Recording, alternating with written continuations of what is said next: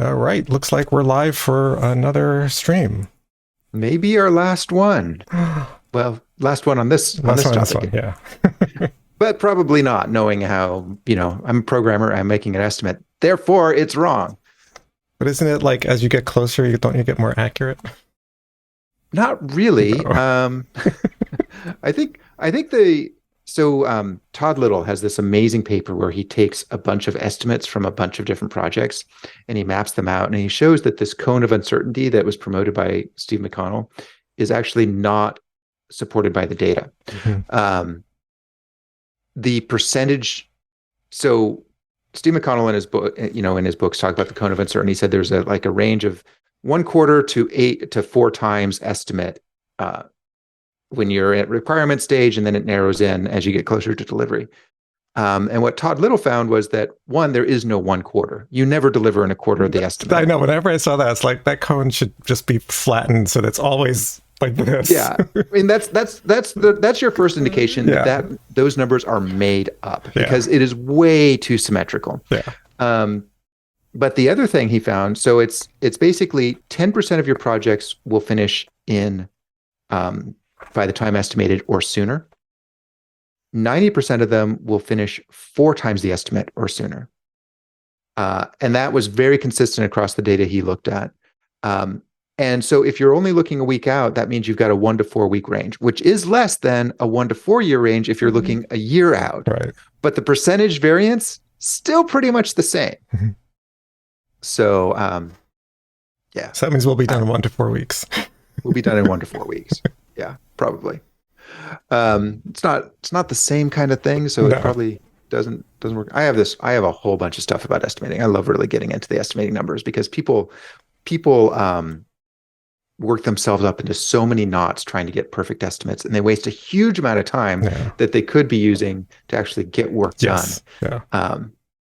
And also, when you do stuff like test-driven development, those numbers really come in actually quite a bit. It's not 1 to 4 times. It's more like 1 to 1.8 times to get a 90% reliability number, which is a substantial difference. Yeah. You don't get done faster necessarily in the best case, but the worst case is much less than the worst case with sort of traditional development. Anyway, and it's that worst case that really kills stuff. It's like, now you're like, I have no idea when we're going to be done, kind of thing, and that's just a really dangerous place to be. Yeah. So there's this very sort of contentious game called Star Citizen that has, one of the things they do is they operate in a really transparent way, because they're completely crowdfunded. They actually coming up on $500 million of crowdfunding, and is the most successful crowdfunding project in history. It's been going on for something like 10 years. They deliver a new alpha for people to play with about every 3 months. And they're really public with their data. So back in the 3.0 release, hey Rigolo. Back in the 3.0 release, they were publishing their estimates, because it was sort of this big thing. Like that was before they went to quarterly releases. They were like, well, what's it going to come out? So they were publishing, what's our estimate? And then I tracked all those estimates in a spreadsheet, and then I compared them to when things actually came out. And so their ratio was something like 5.5 or 6. Now, on their 90%, their 90% probability, because they listed each task, right? So I could say, so really granular task, what was the range? And I collected all this data. I was actually going to put it in my book, but I had to cut it because I ran out of space, and it ended up being like the estimating techniques that I was using for them are not actually good estimating techniques. Which is sort of proven out by all the drama it was causing to the community, because they'd make a prediction. Right. And of course, they're like, our aim date is, and nobody got it. Like, nobody understood that aim didn't mean commitment. Yeah. I remember I used to be like in the early days, it's like, hey, we're 80% like we, provide confidence ranges and things like, and nobody understood it. And nobody was, and they basically just picked the earliest date, and that was what they wanted. And it was like, well, then fine, here you go. Here's what we'll internally call the 90% confident. We'll give that to you. It's like, why is that so long? It's like, well, that's the Because we outside can't trust date. you to not shit the bed. Exactly. We can't trust you to misinterpret what we're saying. So here you Yeah. go. Yeah. Yeah. Yeah, there's so much dysfunctional behavior between product and engineering teams out there, and Yeah. I find it really frustrating because everybody gets angry and nobody listens to each other, and these problems are only solved by working Yeah. collaboratively. Yeah. Um, yeah, yeah. So we were going to talk about, I remember at the end of the last stream, we were going to talk about the question of testing styles. There's, I think, two big testing styles that people talk about when they're talking about unit testing. One is sort of the class-based testing. I'm going to make a class, I'm going to make a set of tests for each class or module, and I'm basically going to test each public method in that module and say that it does a certain thing. And this is the way I tend to work. And then there's this other approach, which is, well, we're going to test behaviors. And I've heard people talk about it, but I've never seen it demonstrated. And I have to admit, I don't really understand it partly because in a well-designed system, a method is a behavior. So how is it different? Yeah. So what are your thoughts on this? So I have the same problem because people say like, let's like what, you know, I went down a rabbit hole of what is a behavior. Mm-hmm. Like, what is a behavior? When we say, you know, we're testing the behavior, it's like, what do you mean?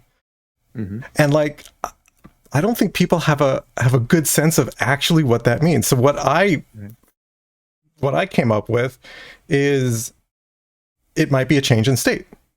You're basically doing something. So I usually, you know, I'm a big commands and queries kind of guy. And so you're issuing a command and you expect the state to change in certain circumstances. There are going to be some cases where nothing changes and other cases where something changes. Well, how do you know something changed? Well, because you can observe somewhere that state changed.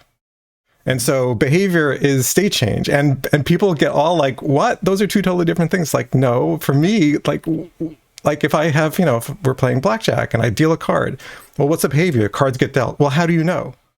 What does that mean? Well, there are a couple of things we could check. We could check the deck has fewer cards. We could check that the card, you know, the hand has now more cards. We could check both and make sure that, you know, nothing got lost in transit. But we could do an interaction-based test where we say that this method was called. Right. We could do that. And I think that's what a lot of people seem to interpret behavioral test. But I don't know. It's, you know, this is the stuff that I find trying to explain to not be really useful. And I see this over and over again as a trainer. Like, I'm not going to, and I see this in a lot of other, because I watch a lot of other courses because I'm trying to see, you know, what are people doing and so on. And there's just, you have to just show lots of examples. Like, well, what do you mean by that? Mm-hmm. You know, and I see this all over the place where we're talking and it's like, well, what do you mean by that?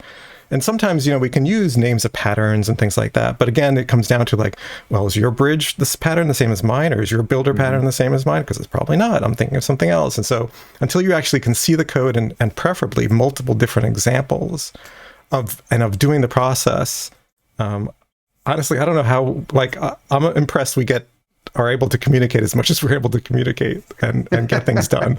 Because there's so much lost in translation and metaphor. Like everything we say is idioms and metaphors and it's just now you're getting into like communication and language, and that's where I just throw up my hands and it's like, all right. So I mean, and I do a lot of TDD. So going back to your sort of original thing is like, it's not like I had the fully formed class and now I'm testing public behaviors or public methods or whatever. You know, maybe if I'm coming back to something, I might do that. So, you know, I'll be working on code and I've extracted a class and now it has a whole bunch of things that were under tests. It's like, yeah, okay, I'll test all the methods on the class, but to me, that's testing the behavior of the class. So to me, it's to say, is it A or B? It's like, no, it's yes. Yes. Yeah. Hey, Suji. Oh, glad to see Suji. you. Yeah, and now I'm not talking about behavior-driven development, which is a whole nother thing. There's like this TDD versus BDD thing, which started out as really just a rename to make training more clear, and then morphed into its whole little thing. But yeah, this idea of, no, don't test classes, don't do one-to-one classes to tests. and I'm not a big believer in like doing anything dogmatically, but this idea of, well, test behaviors, not classes. I just, I don't know. We should probably get Joe Rainsberger on here sometime Yeah. because I know he's a proponent of this approach and, fairly vocally against the test, one-to-one classes to tests. And I've not had the time to sit down with him and figure out, well, what are you doing? I can only imagine it's like more of it may just be sociable testing. Like that may be That's the sense. That's sort of the way I think about it, which is why I say I do both, right? So I do, this is like, I do outside in development, right? I figure out what is the functionality that's desired by the end person who's using the thing, or by the whatever system, usually it's a user that we really care about ultimately. What do they need? What do they need to see? What are we going to show them? Why, kind of sketch that out. And so what is the behavior that they observe, and then start implementing that, and then refactor my way towards, the leaf classes that are the value objects and entities, and then, add some tests there. And like, so it's all like, what boundary are we talking about? I think in a lot of cases. But if you do everything, like if you're doing sociable tests and you're sort of thinking, well, what's the behavior that the user sees? I'm at the risk of straw manning this because I generally don't understand what they're going for when they say this. It makes it now nice soundbite, but I've never seen examples. If they're talking about going in more from the user perspective, my concern would be, well, that leads to a combinatorial explosion of tests. Like it's easier if I've got a value object that has the ability to parse a little thing or convert to a string or something like that. I want to test all the little nuances of that in a test that's about that value object, so that I don't have to have those nuances elsewhere. Exactly. And so I can find them. Like I know that if I want to find something that talks about how all the nuances of this class works, I'm going to look at this test class. And in JavaScript or another language that has a BDD style test framework, I'll do that with describe blocks. You do it with multiple test files, but they still are about a particular class. Right. Yeah. So I think the intent is different. When I'm thinking about outside in, I'm thinking what's the, I'm not thinking about how do I test all my code through this thing. I'm thinking, how do I know what other code I need? And then as I go along and create stuff, then I say, okay, what is all the things that a deck, of cards needs? But only what's needed so far, right? What has sort of this trail of needs led me to creating this class, because before it was just a list of cards in some other class. Now I need to pull it out because there's a lot of related behavior. Okay, now let's write some tests for that, because maybe I didn't have it fully tested because it wasn't easily tested through some other methods. It was very awkward. They were very large sociable tests. Now I can narrow it down. And so I'm constantly thinking that way but I'm certainly not, like when tests I feel like it's covering too much, like this entire path going through 30 different classes and 5 external systems. It's like, no, you're not going to test every aspect of it. It just led you down, what is it I need from these other things? Versus, I think I need a wallet class and it has these 10 features. Well, how do I know I need that? I don't know. I thought I sketched out some stuff on CRC cards and did that. And maybe it turns out you do, and maybe it turns out you don't. Yeah. One of the signals for me is my class is getting too complicated it's my tests aren't talking about the thing that I have to do all this weird setup to get to the thing I want. Right. Like I'm like, oh, well, that means I need to extract a class that does the thing I'm talking about, and I'll test that directly. Right. And then I can at the higher level, I'll just talk about how sort of this orchestrator type of thing is orchestrating it correctly. Soichi talks about testing class method by method. Yeah, I'm not in favor of that, because my experience is that generally speaking, I'm going to need a test for each branch in the code. It's basically a cyclomatic complexity type of thing.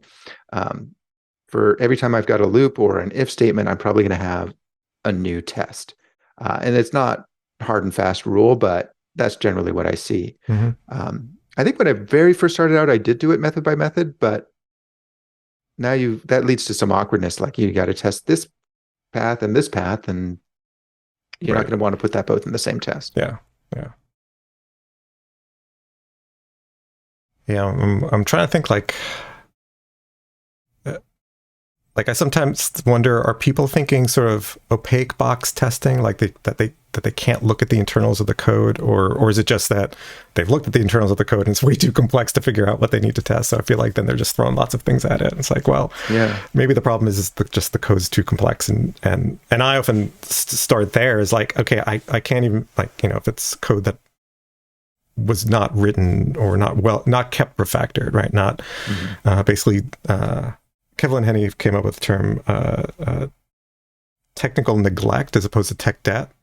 And I much prefer that, because I think it's much more about, it's neglected, right? It wasn't taken care of. It's not that we explicitly said we're going to ignore this for a while. It's neglect. So I really become fond of that term. And so if there's a lot of neglect and it's built up complexity in these methods, then my job is to make it simpler. And often that leads to pulling out separate classes, and then now this thing that used to be part of 5 branches is now one thing, and it's very easy to test, and it's a solitary test, and it's trivial to test, right? And it's like, oh, maybe it's even now constants, and it's not even worth testing, kind of thing.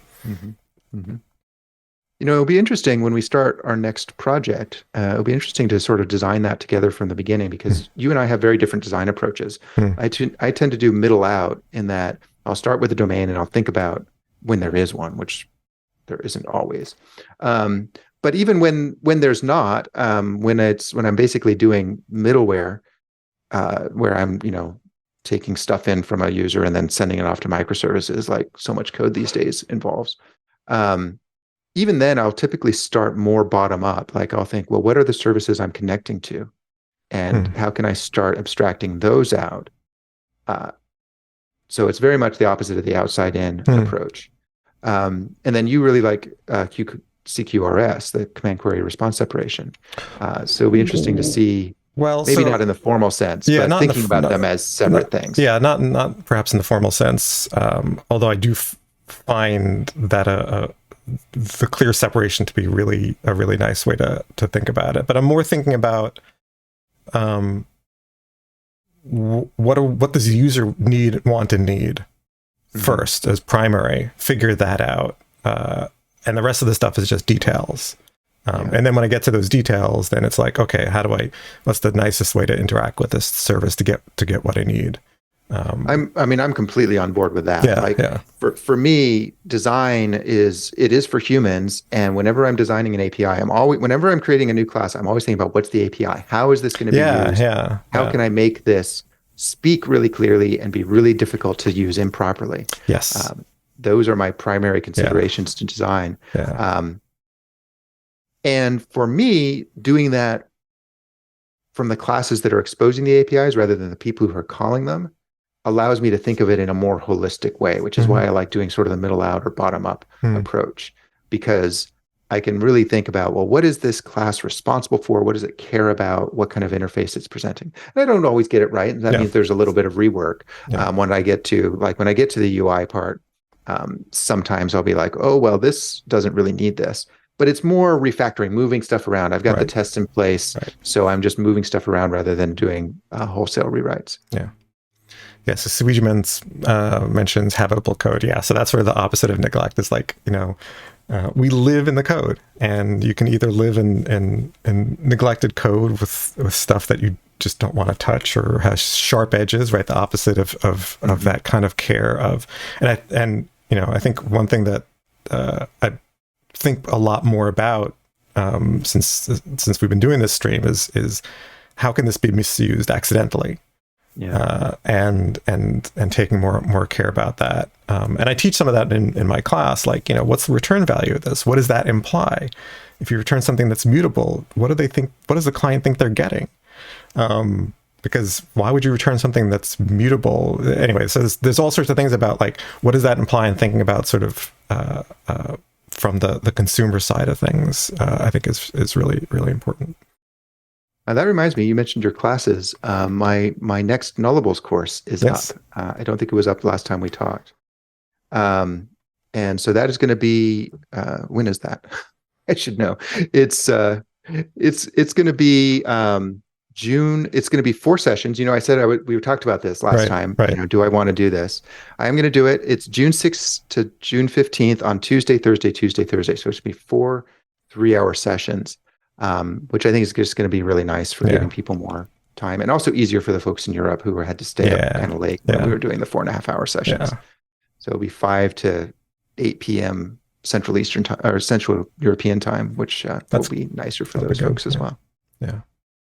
So I don't know if we still have a quick link for that. Maybe. That's not quite right.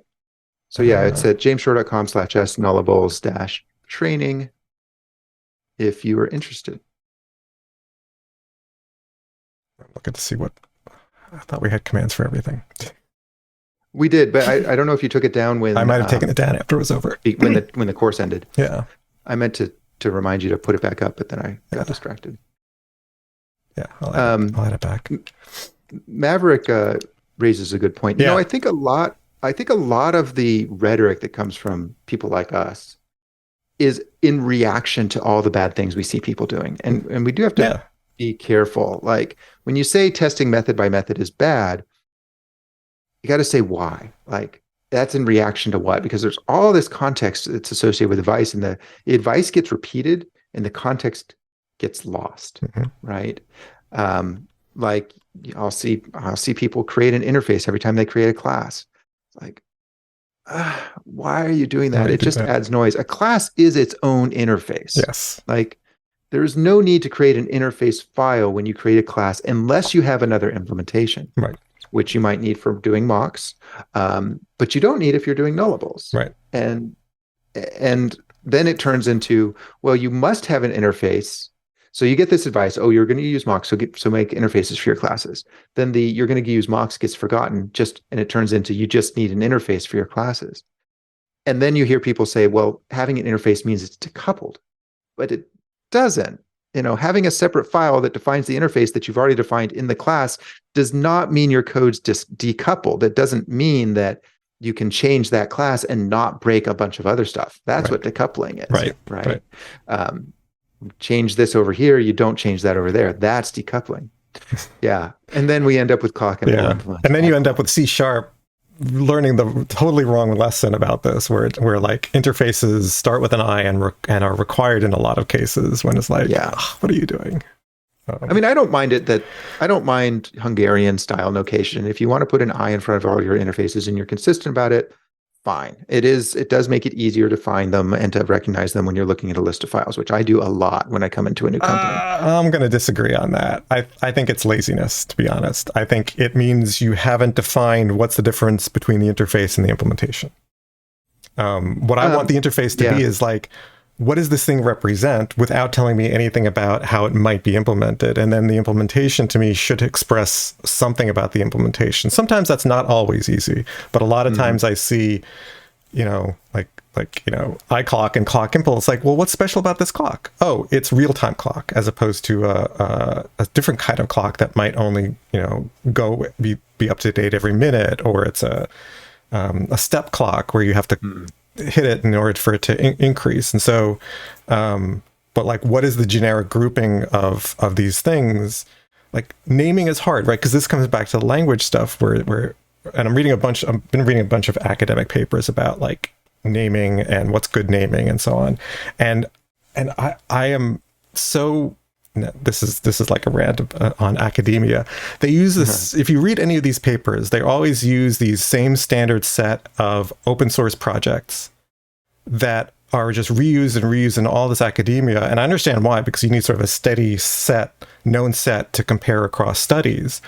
But they're like some of the worst code and some of the oldest code, like Apache something. Like, all right, if it's Apache something, it's going to be old.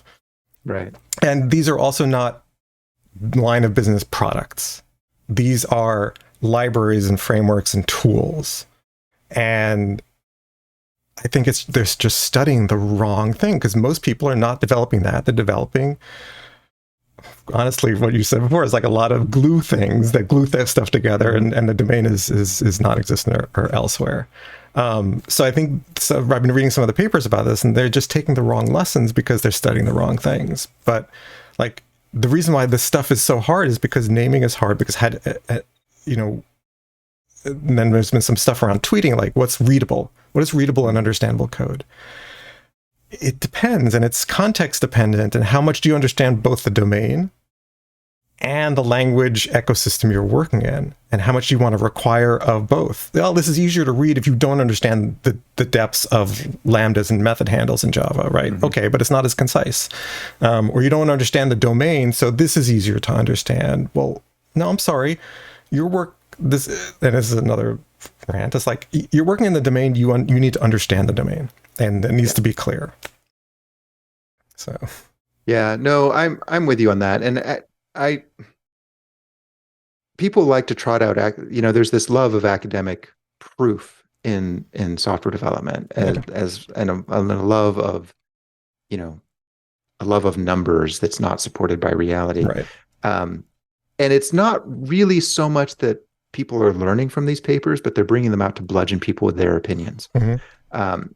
When I look at the academic papers and read them, I'm almost always disappointed. There have been a few exceptions to that where I've looked at it, it's like, wow, they're actually studying something real here. Right. But most often, if you ever see the term subjects of convenience on some sort of comparative study, that means the professor's grad students, right, or maybe they're grad students, actually probably their undergrad class. Subject of convenience means the people they had sitting around, mm-hmm.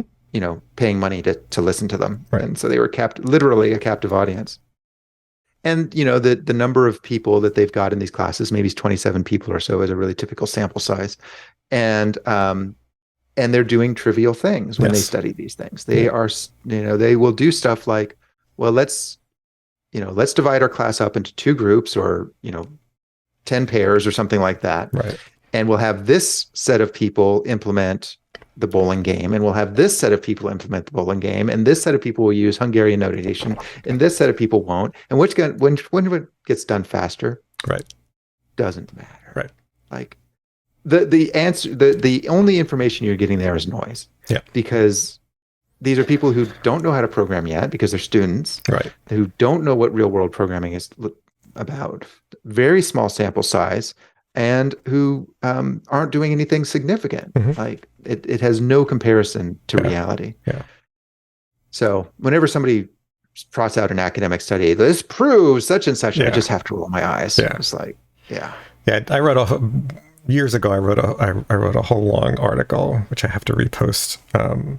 Basically, looking at a bunch of the more highly cited TDD papers and how horribly wrong they are. Because of what you said, it's like we're using non-professionals. The ones that are using professionals are often then very small sample size. And then it's like, well, what are you comparing? You know, like time to completion. Half the time they don't even define what they're doing. Like they say, we did test-driven development. Right. Well, you and I both know there's a million definitions of TDD. Yeah. What exactly were you doing? Nowhere in the paper. Yeah. Like it's or the one, or there's the one at least famous to me, because I always trot it out, is where they show the flow chart, and it's like, that's just wrong. Yeah. It's like, I'm sorry, but like that is just not the way we do it. But even like we were talking about before, it's like there's a difference between having like a flow chart of what TDD is and actually doing it. Yeah. And there's so many subtleties in the process that, I mean, you know, you get to okay, now it's just humans, and now you're actually doing social research, and that's really hard. Yeah, yeah, and that is really hard. Yes, Grammadesk, yeah. Yeah. Well, speaking of walking the path, let's do some coding. So our goal today is to finish up the Yacht work, and I believe. And then we'll come back next time, maybe not next week, maybe next week. I'm not sure. We have to talk about exactly what the schedule will be. But we want to come back and start a new project, and hopefully we'll have time to talk to you all listening about what that might be. Mm-hmm. We've had some conversations about that. I think we know what kind of technology we're going to use, but we haven't really talked about what we're going to actually build. Yeah. So that would be interesting. Yeah, Astrid? Yeah. Yeah, totally. Ahead. Yeah. Go ahead. You're commenting on Astrid's comment? Yeah. That's what I was about to say too. You're absolutely right. Of course, real coding is not about building things from a blank page. Yeah. It's about working with what's already there and building something that's maintainable when people come back to it.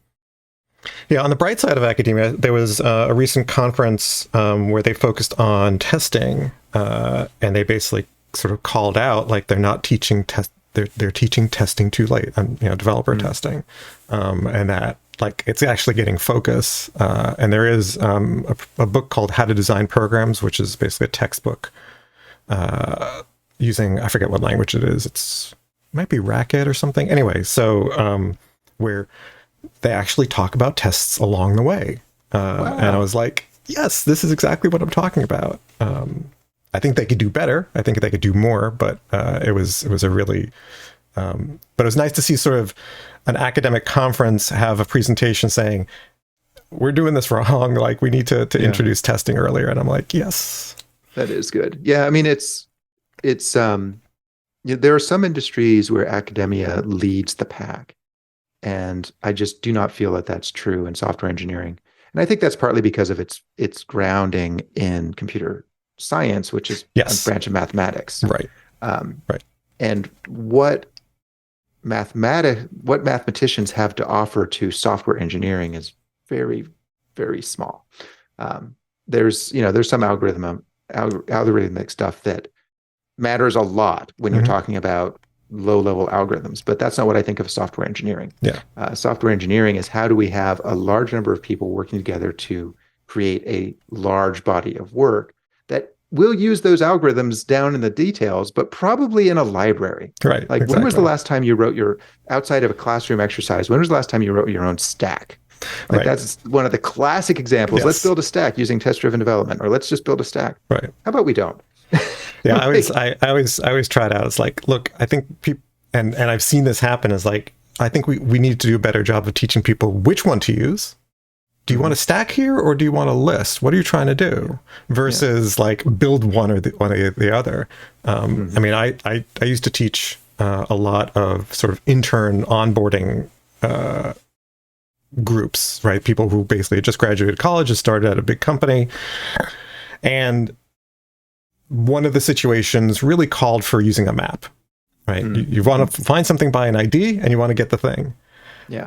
At least 30 to 40% every single time would use a list and would scan through it. And they just scan through it. And they scan through it. And I'm like, that's fine. That works. Is there perhaps a better thing we could use? Yeah, it's a little bit, I mean, it's actually probably not bad unless your in is in the thousands, but it's just, but the code is harder. Yeah. Instead of just doing a get, you do a loop and you have to check. Yeah, exactly. And so it's one of those where teaching people how to use these things, and I think understanding how they're built is important, but like really teaching them how to use it. And that's I actually think that the CS underpinnings are important. You need to know De Morgan's law. You need to know Big O. You need to understand time and space complexity. Like I hope I got that right. You need to understand that these things exist, but this is like first year stuff. Yeah. And you do not, unless you're going down the CS track as opposed to the software engineering track, you really don't need to know how to build quicksort. Right. Like I don't want to. You can look it up. And if you have to look it up, you're either working in the wrong programming language or something's gone terribly wrong somewhere, right? Because if you don't have a quicksort already available to you, implemented by about 3,000 college students in the package manager, plus the standard library version, then something's wrong. Yeah. But yeah. I mean, granted, there are folks building revolutionary new algorithms, but they're more really, really cutting edge distributed computing. Yeah.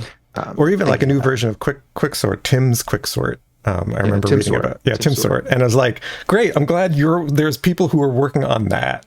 But that's the 0.01% of everybody who's doing this kind of stuff. I like Astrid's idea of dropping some of the math in favor of history. I think looking at the history of like how we do software development, I think would show us how little we've learned. I studied engineering before I moved into software development. And one of the things that was required in my curriculum was an ethics class. And I would like to see that as well. Yes. Yeah. Yeah, I mean the orgs like ACM are pushing that, but I don't know how much it actually has sort of filtered into actual requirements. Well, ACM, like, yeah, I was actually a member of ACM and IEEE for a while. IEEE Computer Society. I still am, mainly just to access their digital libraries. That's the only reason I'm a member. Is I find, like, I get the communications of the ACM is like, oh look, there's one article that's useful, and everything else is like, I really could care less. Yeah, because it's all this math and stuff. It's like all the, like you said, the literal computer science stuff. It's like, yeah. And I really don't want people to come away with this thinking that computer science isn't valuable. It's just not relevant to the vast majority of professional work that people do, which is much more about software engineering, which is much more sociology. Very hard to study. Yeah, you get people saying, "Oh, we found a way to increase productivity," and then you look and they don't define productivity, and you know. But how do you get people working together and coordinating and communicating well? Ultimately, software development at the software engineering level is about communication. Yeah, it's not about which operations are being run on the chip, which is what you care about. If you want to, so one thing I did find really interesting about the CS stuff is that modern algorithm design has to take into account cache lines and branch prediction and all sorts of complexities of the way the chip works, that sort of these really clever but somewhat naive for the modern perspective algorithms like quicksort don't take into account. Like a linked list is much worse than it used to be because of cache lines, like non-locality and things like that. Days.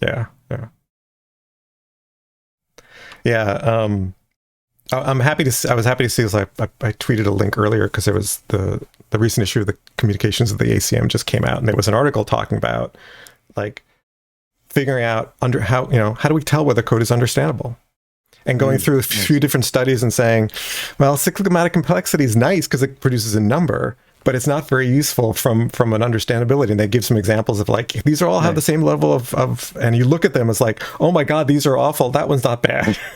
and it's like, and I'm like, oh, if only this were refactored. But what they're getting at is sort of the expressions. And it was like, and there's some other stuff around code reading workshops that Fane and some who wrote the book called The Programmer's Brain. So there is some attention also around like programming languages. So it's like I'm trying to like read more about them and focus on that, because what was funny is I use, when I teach one of my classes, to measure how understandable something is, I say measure how long it took you to figure it out. Like record yourself on video. You've come, screen record, narrate yourself and say, okay, I'm coming to this code. I'm looking at this method. And you say, okay, now I understand what it is. And do that, and then write it down and say, then look back. It's like, what took you so long? You might be surprised. Has nothing to do with the cyclomatic complexity of that method. It had to do with you didn't understand what the heck this variable meant, or this method call meant, or the domain was unclear. And they actually use some of that idea in this article. So I'll find a post for that, because I thought that was cool. On the right track. So yeah, let's do some coding. All right. We've been trying to convert our tests to use the Nullable database, making our lives very difficult in the process by switching from a fake to a stub at the same time. That is almost done. And I think at the end of the last session, we should have a continue here reminder somewhere.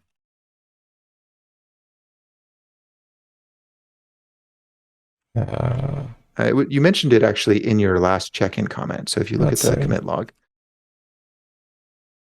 That'll be one of the previous commits. Unless you made some changes. I dropped something else. So find continue. Why didn't it find it? That's weird.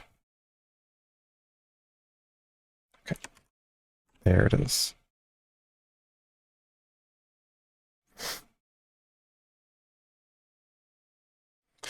Right. So there was So this was instead of making a decision down here where to redirect to based on the state, because we were upset about this because it required us to go to game service twice, which caused two loads of a game, and since we're not using a fake database, that didn't work. Yeah, and we could fix that by having our stub support multiple responses, but we also said, well, we really shouldn't be going to the database twice. Right. So, and yeah, we were saying, well, instead of doing that, let's do basically an if statement and roll result that renders the correct thing depending on whether the game is over or not. And I really like that idea. So yeah, because and what's interesting about this, speaking of command and query separation, this means this post mapping is pure command. Says changes state, and then this query, it's like, hey, what's this query doing in here? Well, if we move it to up here, this is all query, and so here's a place where I should have abided by my own guideline.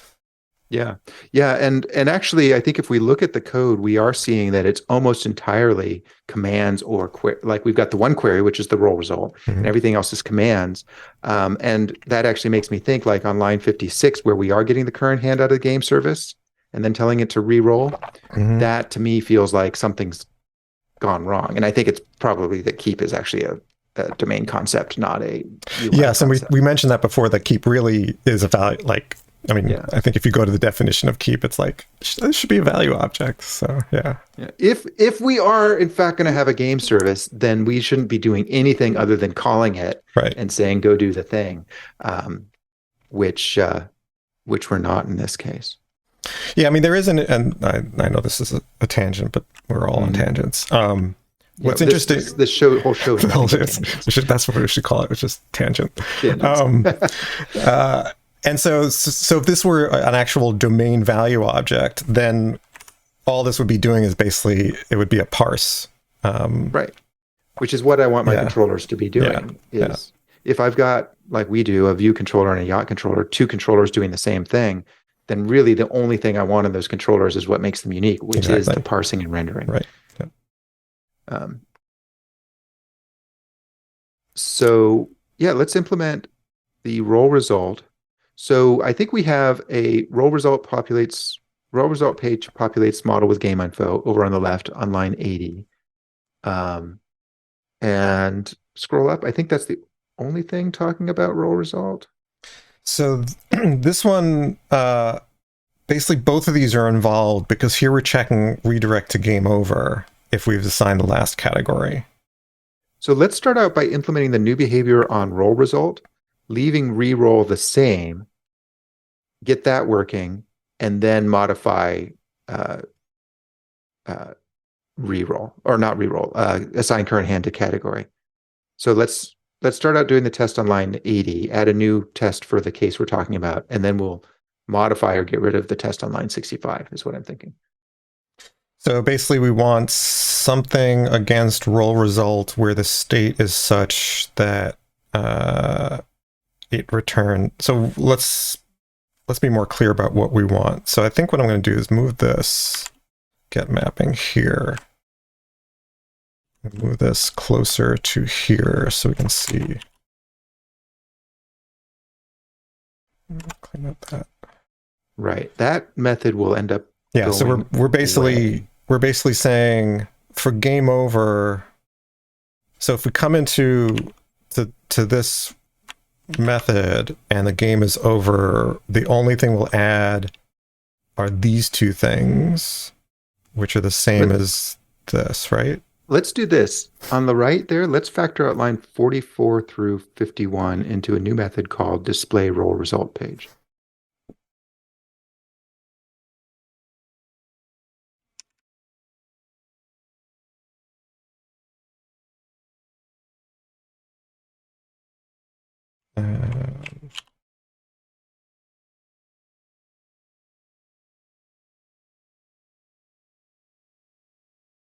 All right.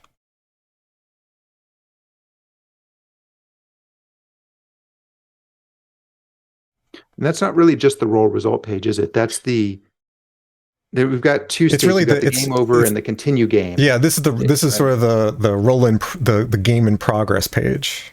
Yeah, let's call it that. Yeah. I'm cheating because I've done this exact same thing with my blackjack game because I've made exactly the same interesting decision. I'm going to come over here on the test and I'm going to rename this from roll result page populates model with game info. I'm going to say roll result endpoint displays game in progress page when game is not over. And then we'll add roll result endpoint. And we can tweak these. Yeah. Displays game over page when game is over.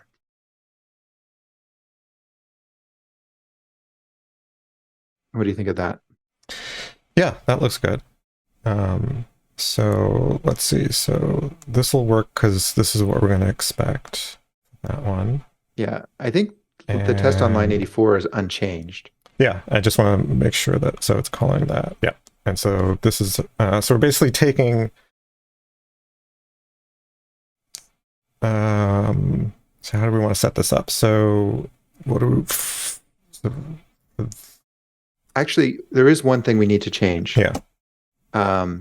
Right here.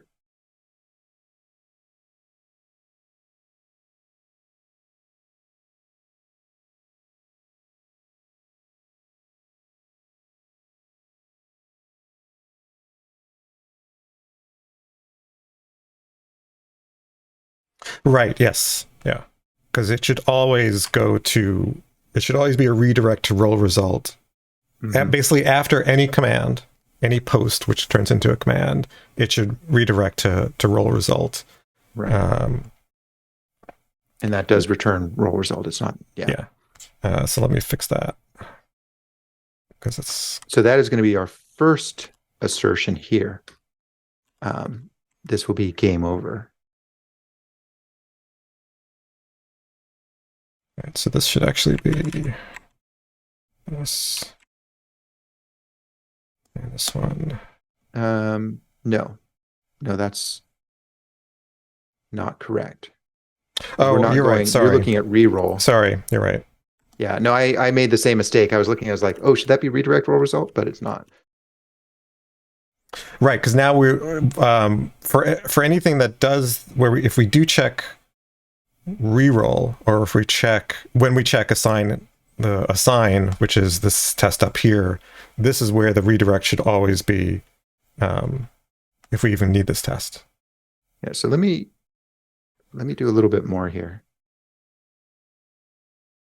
Basically going to do mostly the same thing. That's going to be that. This will be the same. Right.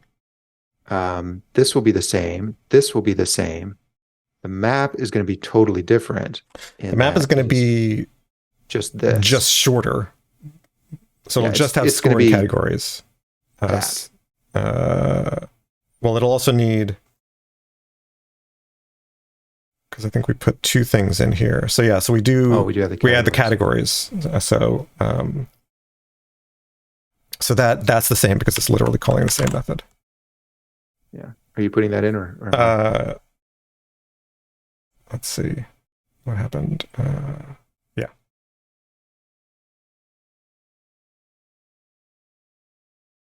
Okay. So we're going to need to factor this out into a method called populate categories with score, with average score. So that needs categories with average scores. Yeah. Yeah. You're gonna have to do that because my refactorings aren't working. All right. So this is averages. So this is just the averages. Yeah. Create averages, create average scores.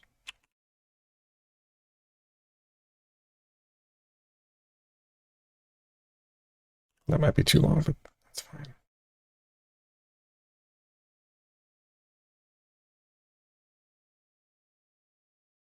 And then this can just use that.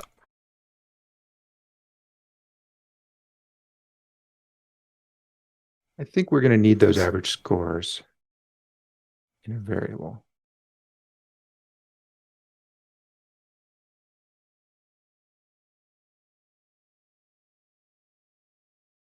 So I'm going to leave that variable and just use it.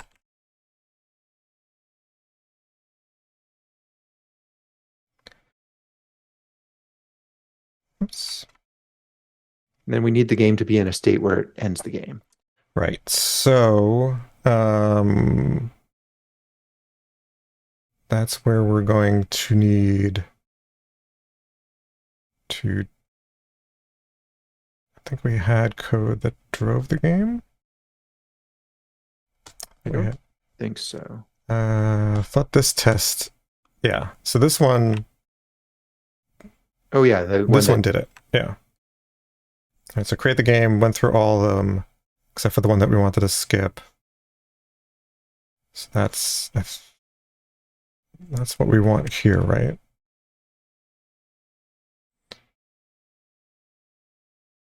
So yeah, so actually create game with all but one category assigned.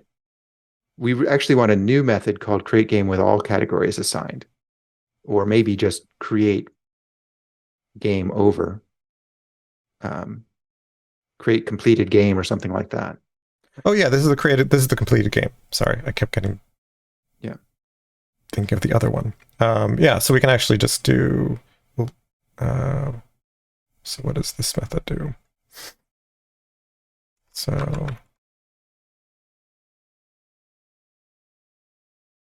it's pretty much going to be. I'm just going to copy this. Put it here. Yeah, we don't want to skip anything.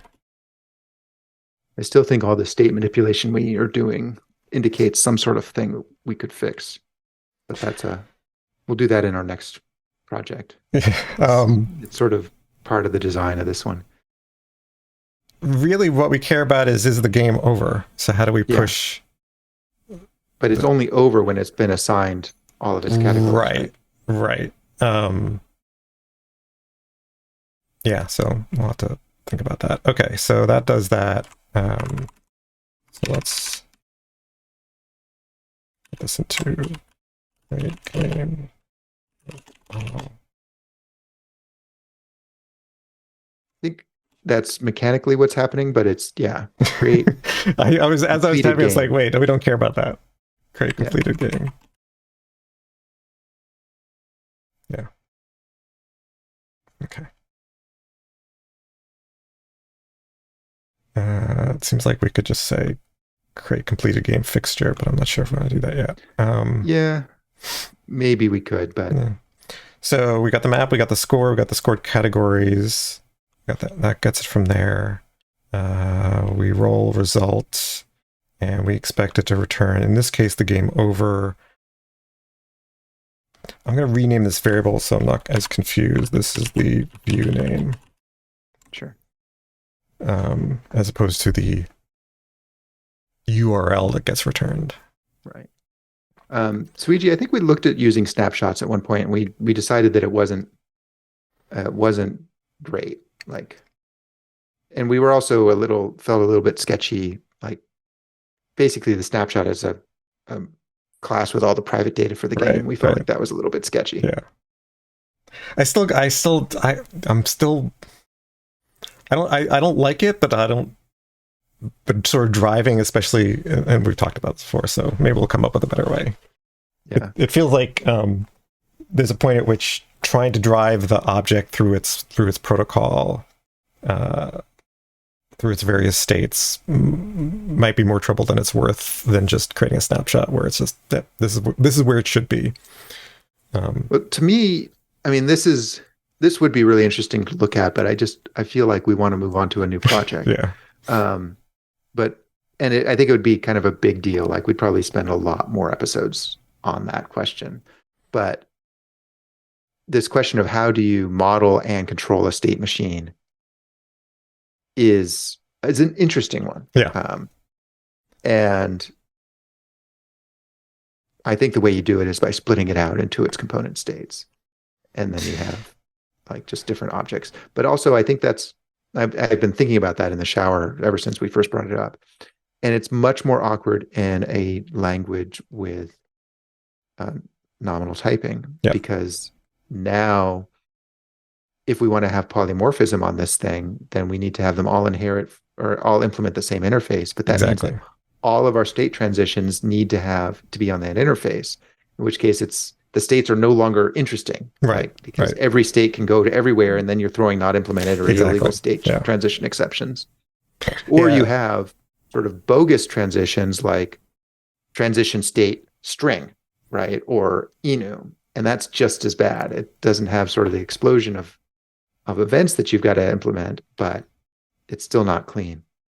Yeah, and then I always go back to like, and I keep looking at state machine libraries where you basically register, here's the states, here's the transitions, and here's what happens there. And it's just, I don't know that that's any better, if not worse. And the thing is state machines, and particularly nested state charts, are such a powerful, incredible way of visualizing control flow. Like, I'll take a state chart over a flow chart any day. Yeah. It's such a powerful way of showing how these things interact, and it just does not translate to code very well. Yeah. There was once upon a time when I wanted to build my own language, a visual programming language, and I was going to have state charts be sort of one of the fundamental abstractions. And I never did it because it's really hard. And that was also in my big design upfront days. So I spent like literally a couple of years fantasizing about this and filling up notebooks and writing 0 lines of code.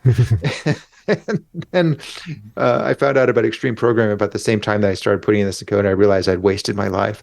But I do think that state charts as a first-class citizen in a language, I don't know that that's the next frontier for language development, but that is a real interesting one. And if you look at game development, they use these flow graph things, which are effectively state charts, sort of, and they're very visual. Yeah. And we're missing that in programming and textual programming languages. Yeah. So. Yeah, exactly, because it's like I'm constantly like I basically created the nested state chart for blackjack, because there's some interesting cases and so on, and it looks so nice on the state chart, and then you look at the code and it's like, oh crap. Yeah. I do think that's probably going to be easier in a latent types language like JavaScript, but I haven't tried to do it. Like, I'm just not doing a lot of heavy state-based stuff these days. So I haven't tried to do it in JavaScript, but just not having to, like, the way you can have polymorphism without having a common name makes that easier. Yeah. Anyway. We'll continue trying to crack that puzzle. Yeah. I think Suiji has the right of it, which is that in Java, really what you want to do is have builders that say create endgame. Yeah. Basically a game builder, game test helper, whatever you're going to call it. Say, give me a game in this state, give me a game in that state. And if we were continuing on this, that's probably what we want to do, since we do have a Yacht controller and a VueController. We're going to need the same kind of building. Yep. And that would really solve the problem. And when it would at least put it in one place. And then you will change it, like that experience you had with blackjack. Yeah. But then you'd have one method where you change the builder, and then it just would work. Yeah. So what happened when you ran these tests? I was so busy. I didn't run them. And I wasn't paying attention. You didn't run them? I didn't run them, At least I didn't miss anything.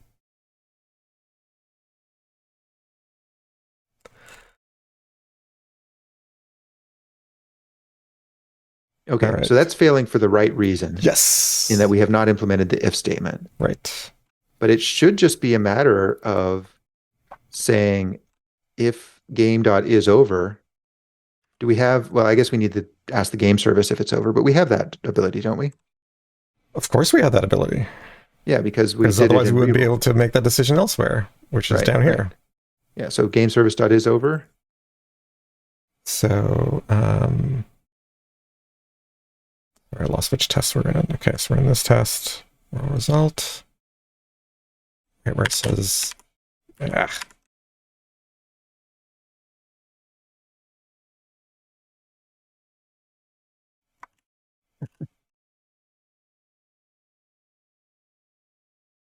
So that should fail. Well, you should be able to just say display game over page. Well, what I was curious is this going to fail now here? It should. Right. Yeah. So what I tend to do is when there are multiple asserts, I want to do one assert at a time to see. No, I'm with you. To see if that, because I can't think bigger than that. Okay, great. Yeah. Mainly, it was like, I'm pretty sure I'm in the right code, but can I make sure that I'm in the right method?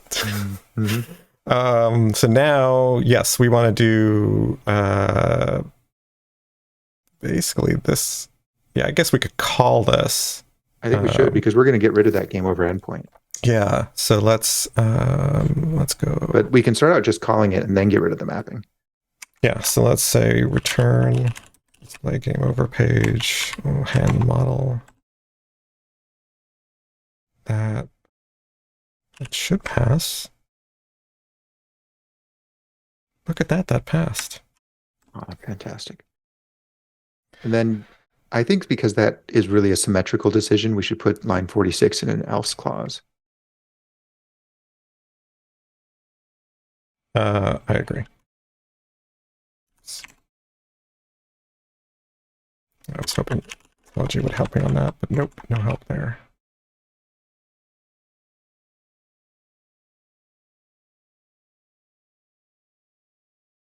Yep, all right.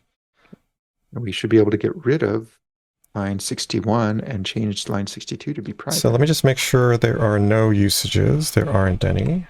Let me just make sure that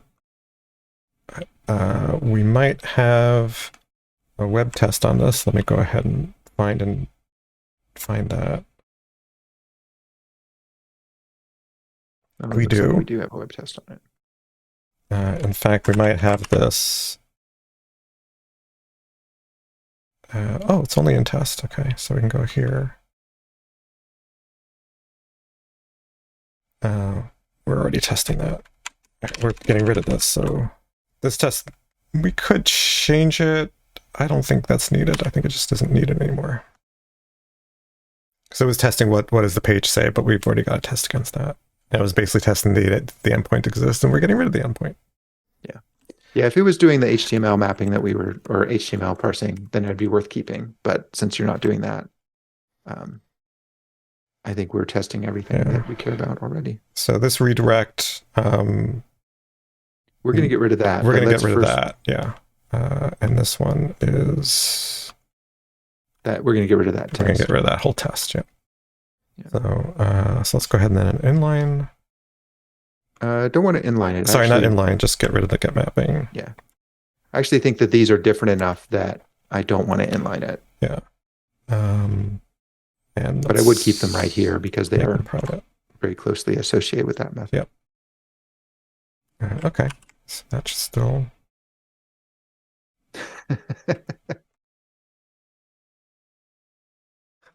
Nightbot. Stop spamming people, Nightbot. All right, so that works. And so now we think we can get rid of this. Well, we need to get rid of the test. Assigning last category redirects to game over page. So what I was thinking, get rid of the code, watch the test fail, and then get rid of the test. Sure. That's what I was. That also helps me make sure I'm returning. Ooh. I didn't delete. I didn't hit the delete button. I'm like, I expected it to fail. I was like, what? Why did it fail? You're all do what I mean. Fail. Do what I mean. Okay, good. So now I can go ahead. And we do have a test of assign current hand category elsewhere, right?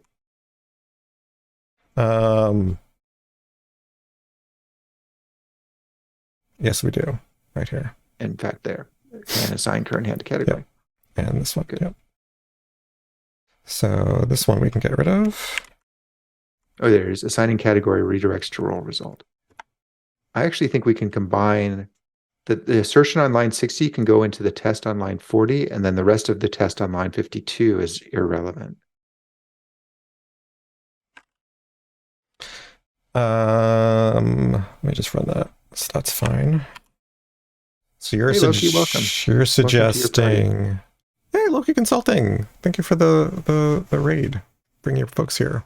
Welcome. So yeah, we had multiple tests of assign current hand to category because of that if statement. Right, But now that right. it's gone, I think we can just put two asserts in the same method. Yes. So this can go here. I love deleting tests so much, Astrid. I think I've talked about this before, but deleting tests, not just deleting tests, but deleting code in general just makes me feel good, especially when we are simplifying the code rather than removing behavior. Although I'm also really happy to remove behavior, I'll be honest. Oh, Like, yeah. Mhm. there's so many. So, of course, I do a lot of consulting, and it's so common for me to come into a company and I'll be like, well, tell me what products you have. And they'll just like, these are all of our products. It's like, okay, well, you've got 5 developers. You know, how are you supporting 300 products? They're like, well, we're not. We Right. need to be faster. It's like, okay, well, first thing you need to do is focus. Like, choose which of Yes. these really matter. That requires saying no to something. We can't do that. Oh, people have so much trouble saying no. Um, yeah, and folks who should know better. Like, your job as a product manager is to That figure is out your what's job. important. Yeah. Yeah. Um, and if you do not have the ability to do no, then you're not doing your job. And you see that most often from people who have product manager titles, but no real authority in the organization, which is sort of an common organizational dysfunction I see. Mhm. So this is great because now we have a single get mapping. Yeah, I really like that. And everything else is posts and commands, and there's one screen, there's 2 underlying pages, but basically the information is mostly the same. Yeah. Yeah. I mean, I really like that. In fact, I would probably just change that to be /game because I think of my URLs yeah. as being Mm-hmm. interfaces. Mm-hmm. Like, people can see those. That was actually the thought I had earlier, and it's like, oh, let me remember that, and I then totally forgot. Yeah. I don't know if once you publish an API, a URL, then you really don't want to change it. But I don't know that you've ever really published this. So The only place it's published is in the HTML. So right. it should. And the game's not gone live. Actually, really. would it be in? I mean, you never. I mean, you never save this. Like, you shouldn't be bookmarking this endpoint anyway. Well, don't tell people what they shouldn't do because they totally will. I'm just saying you shouldn't.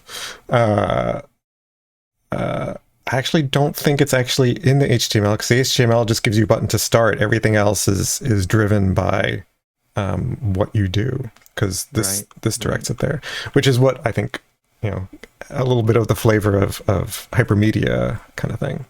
Mm-hmm. So EG, I think you hit the nail on the head. If you can't say no, then what you're going to do is you're going to lie to people about what you can do. You're saying yes or maybe. What it really means is no, and people start to catch on to that, and then they start doing all these weird shenanigans to turn your maybe into a well, yes, I'm going to get my stuff, and then these terrible, terrible infighting. That's when you start seeing sales-driven behavior, where the salespeople go talk to the programmers that they like personally and say, "Can you build this thing for me?" and running the entire prioritization process.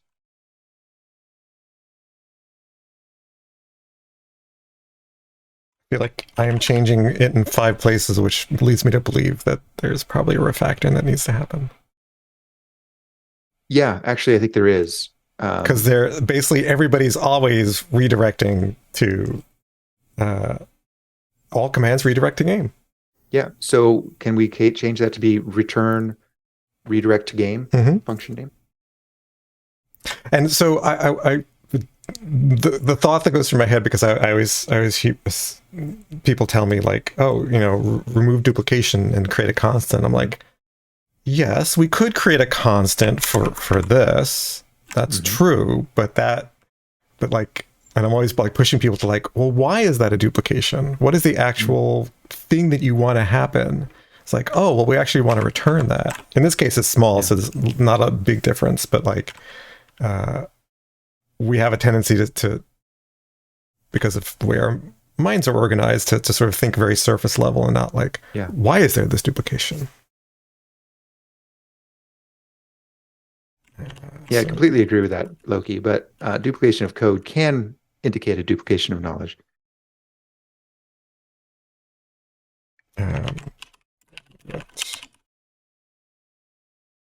Yeah, I like that. all Boom. And then that can go at the bottom. Yeah.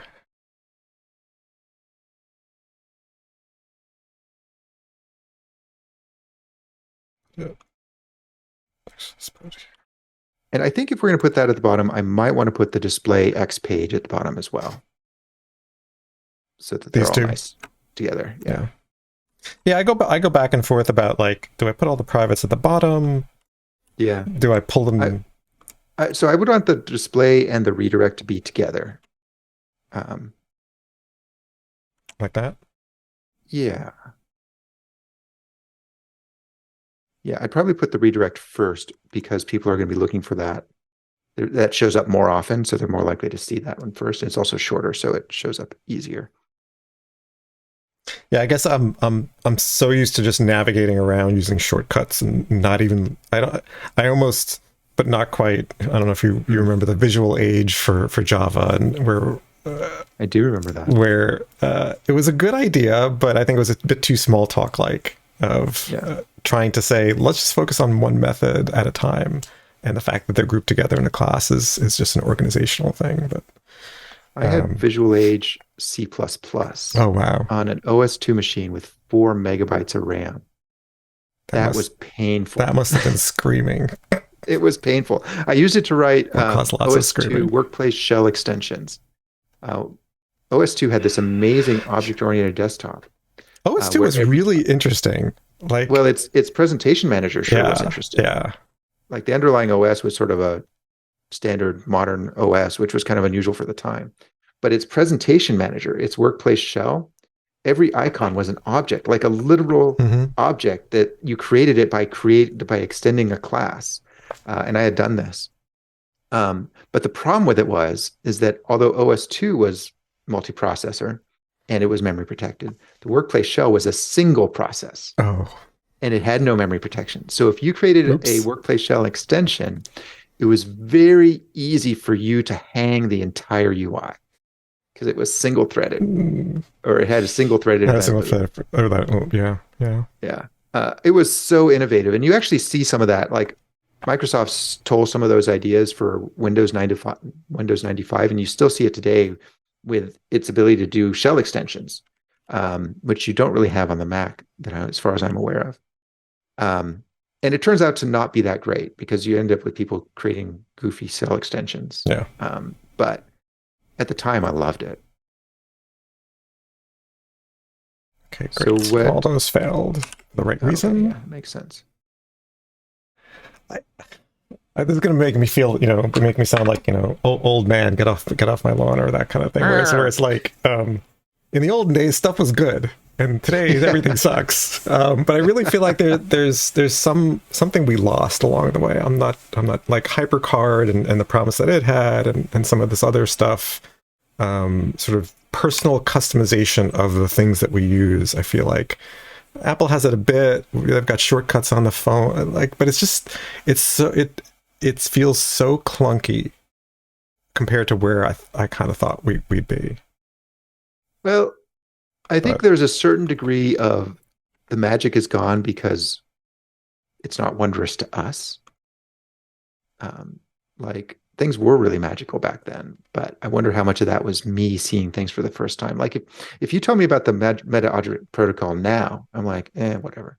But you told me about it back when I'm 23, right? I'm like, whoa, meta object protocol. The way we define a class is by extending a meta class. That's so cool. Now I'm like, yeah, that's really complicated. Don't do that. So I think there's a degree of we've changed rather than the world has changed. But at the same time, it's a lot more mass market now. Yeah. Like things are dumbed down because it needs to appeal to a lot more people. I think that's it. And I think that, like, you look at like the Microsoft desktop Office products and oh, look, you could customize the ribbon. It's like, yes, except that was a lot of work, and how much, did it really help? And then when you're collaborating, it's now like, where the heck is the thing? It's like, oh, I customized this for me, but now you want to use it. And so I actually, because I work at so many different companies, I actively avoid customizing my stuff because I need to just be able to work with the standard, which does lowest common denominator is it has its benefits. I mean, I do the same thing. Like I don't customize because I do a lot of training, and so I don't want to have anything like minimal plugins and things like that, and because otherwise it's like, hey, it doesn't work for me, or that doesn't look like that for me, and it's like, so yeah. The one thing I have stuck with, and it throws me off every time I use somebody else's computer, is if I scroll down, the elevator goes down and the text goes up. Like on Mac, at least, it's now. I know. I go. That's the first thing when I get a Mac, is I switch it. It's like, no, it used to be right, now it's wrong. Yeah, because you're scrolling the elevator, the little bar in the corner. That's the way. And that's the thing I actually do customize. Like these things I have on all the time. Because I like scroll bars. I like the sense they give me of where I am and how much am I seeing, and we lose that, and now we're really off. And OS2 had proproportional scroll bars as opposed to Windows at the time. Remember, it just had the little box because that was easier. Yeah. All our tests are passing with the rename. That's fantastic. Let's test it manually because we do not actually have the type of we don't have HTML-based we don't have the coverage that we would like. So let's go. So I agree with you, Suiji. But I think what we're doing is we're turning this into from all rants all the time to all old man and old woman shaking fist at cloud all the time, which probably isn't what we want. Maybe it is. I don't know. Speaking of which, we haven't had our break yet. So as soon as we get this working, we should do that. I need to run my guitar, my yacht tracker. Otherwise it will fail. And yeah, I forget if it's 8080 or 9090. 9090. Okay. I'll change that. All right, let's start the game. Whoops. Yep. Test pass. Code works. Let's ship it. Oh, so this is what we ran into last time. Yeah. Oh, right. We had to like manually fix something to make this go, didn't we? I don't think we actually. We did it manually. Yeah, we just switched it. Yeah, there's a commented out line of code in the dependency injection thingy. That's right, because we still haven't finished the delete page. No, it's in the config. The Yacht config. Yeah, I forgot that I separated that out. Yeah, and when you did, you broke everything. Yeah.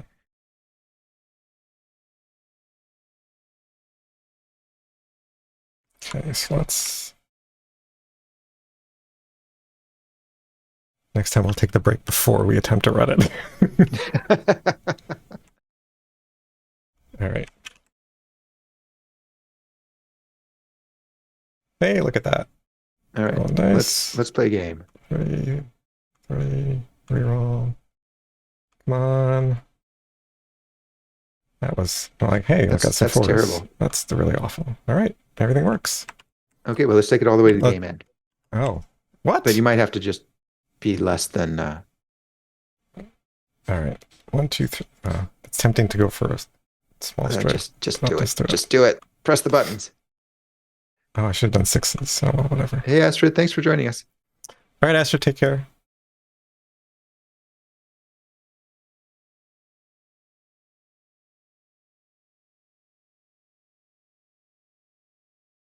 A lot of 33s in those averages.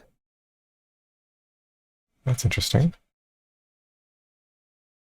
Actually, don't know what a BBOM is. Big ball of mud?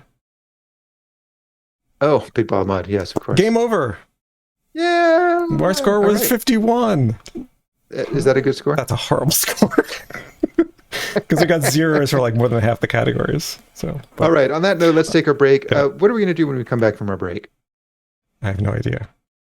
Can we finally delete the delete me? Should we try to do that? I think we're still going to have a couple of tests that are failing, but that's what's next. Is come back, delete the delete me, and see where that takes us. Yeah. Alrighty.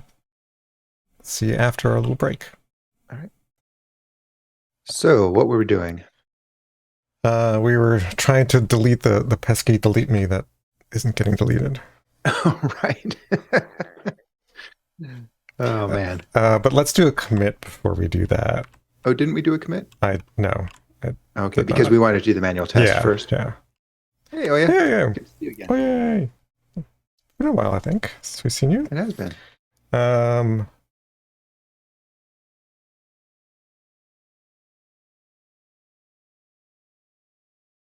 I commit it this way. Commit. So we basically moved decision or How about inlined game over endpoint into roll result endpoint and renamed to game? which I guess we should rename that method too. Oh yeah, we probably should.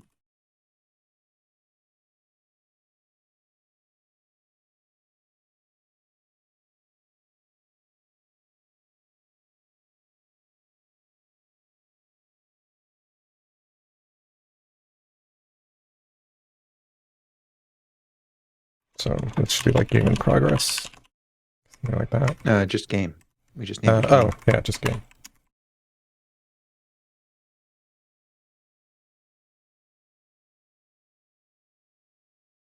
And let's roll all tests. That's a good question, Vic. That is a hard question. I mean, the way I used to do that is I was basically like, if they fire me, they fire me. Like having the there's a certain point where it's like I have the confidence that if I need to find another job, I can find another job, and to heck with what these jokers think. But that doesn't work for everybody. That attitude. No, but I think it's the only attitude to have. I think we do have a professional responsibility. It's like some people, their reaction to these sorts of dysfunctional organizations is to just sort of turn off, and they become really cynical, and they don't do a good job. And I know people like that. Yeah. And I don't think that's good either. It's actually, in addition to, I think, just being unprofessional and unethical, to not put in fair day of work for a fair day pay. It's also, I think, really hard for you personally. Like, when you're not doing a good job, and that's really it's psychologically difficult. But at the same time, that's how burnout happens. That's a great way to get burned out. Yeah. But at the same time, if you're in an environment where you're being held responsible for things that you told people you could not do, or if you know that telling people reality is going to result in you being berated and, being mistreated, I think it's entirely appropriate to start looking for a better job. And while you look for that better job, to protect yourself and say, I have done my best to convey what's possible, and if they choose not to look on me, understand that that's not on me anymore. Yeah. And then understand, if they're going to be abusive towards you as a result of you not hitting the deadlines that they imposed, just find ways to protect yourself from that. Yeah. I worked at a company once where it was poorly managed. We had a project manager who didn't really know how to project manage, created unrealistic deadlines, and then had a policy of asking people to work overtime. And so he actually called me up one day. It's Tuesday before Thanksgiving. Of course, in the U.S., Thanksgiving is a big holiday, and said, we need this to be done, and it's not going to be done. Can you come in over Thanksgiving? I said, no, I have other plans. And he said, well, if you don't come in, I'm going to have to ask such and such to come in, and they have a family. I said, well, that's too bad, but I have other plans. Another way another great phrase or saying is, no is a full sentence. Right. Yeah. You don't come in on Saturday? No. Why not? I have other plans. Yep. Yeah, otherwise you get into like, well, who's more important, right? This human or this human, and that's just don't go down that road. Yeah. Yeah. I'm going to have to ask such and such. Well, you do what you think is best, Yeah. but that is not my responsibility. Yes, Pellet, that's great. Yes. Lack of planning on your behalf does not yeah, absolutely. I don't actually use those words, but they certainly go through my mind because when I have used those words in the past, it comes across as snarky. And you don't want to come across as snarky. Yeah. Just come across as genuine. I have boundaries and these are in excess of them. Yeah. On the other hand, I do see people, again, I want to say that, refusing to be exploited is not the same as exploiting others. Because I do see people sort of go too far in the other direction and say, well, because I'm working for a big company that's got a lot of money, I'm perfectly justified to, to spend 2 hours every day doing laundry or, not doing my job. I don't know. When I was working at Google, that was like natural. Like it was more like they're giving us all these things. Let me take advantage of them. But of course, then you're there until 7:00. So maybe it's the trade-off they wanted. But I mean, it's you have to, like you said, you have to protect yourself. And don't let yourself be exploited. Don't exploit others.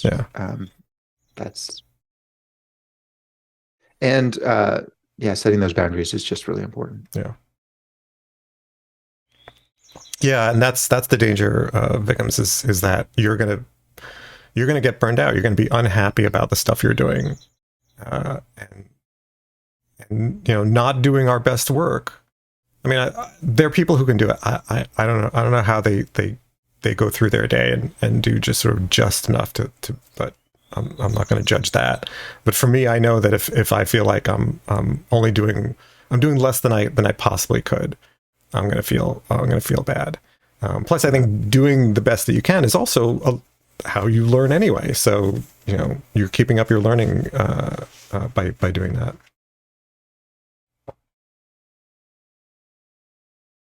So where are we at? You've switched this over. Yep. Oh no, you haven't yet. Well, so we're down at the bottom of game service. So I just want to make sure I didn't miss it. So now let's switch over here. And that, and then that, and now, whoops, I keep running the wrong tests. I don't even know why I have that one. Yeah, we need to run IO free tests. IO free. Doesn't matter, it's so fast. And I'm expecting... Hey! Oh, only one fail. Wow. That's cool. And that's what we're seeing when we run the... Invalid hand of dice when loading game. Well, let's look at that test and see what's going on. That's VueController.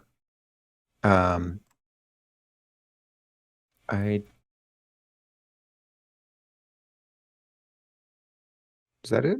No, that's it. Roll dice. What does roll dice do? So roll dice. Because this is not a web test. This isn't bringing any of it's just forwarding it to game service. So what does game service.rolldice do? So it translates. It rolls the dice, and then it does an execute and save. And so in order to do an execute and save, it will load the game. So it's loading the game for whatever reason. Yeah, so why is it saying that game is corrupted? Invalid hand of dice when loading game. That means that the game is loading. So right here is what the problem is.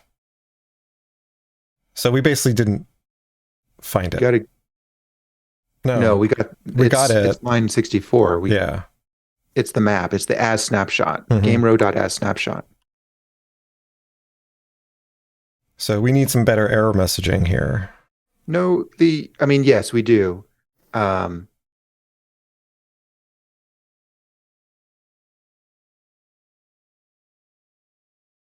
Okay, can you close the window so we can see it?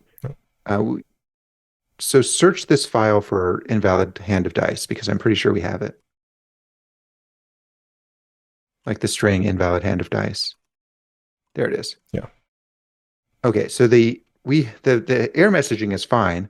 Maybe we should put brackets around it so it's more clear. But I think what we're getting is an empty string. Yes, I was about to say that's why the message isn't clear, because it's not showing anything. Right. So our create null is doing something wrong. Yeah.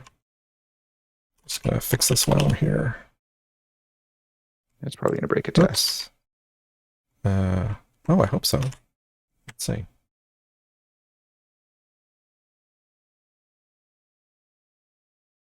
No, didn't break any other tests. I guess but now at least when we run it, we see that we don't. Yeah, basically the string is empty. Okay, so fixture. Let's go back to the test. Line 45 creates the fixture. Let's look at how the fixture is created. So down here, we're creating the game service with the game. So when we go, and now let's go into game service. Game service.null response with game. So that's here. It's creating the game with the game snapshot. Game database.create null is got the snapshot, creates the new game database, stubbed game row.from snapshot. So either the snapshot doesn't have any dice in it. I think the snapshot doesn't have dice in it. Okay, so what we have is a failure in the way we handle. So there's no current hand, right? Yeah. So I think the fixture is incomplete. So we created a fixture where we were expecting there to be a hand. No, well, I think that's still a flaw in our error message. Like we are deserializing a game that doesn't have a hand of dice. Right. It shouldn't be failing. Like this is actually a bug in our database deserialization. Oh, I see what you're saying. Right. So this is we should have an empty hand. So the hand should never be. Yeah, this goes back to how we define what Suiji just says. Like, how do we define empty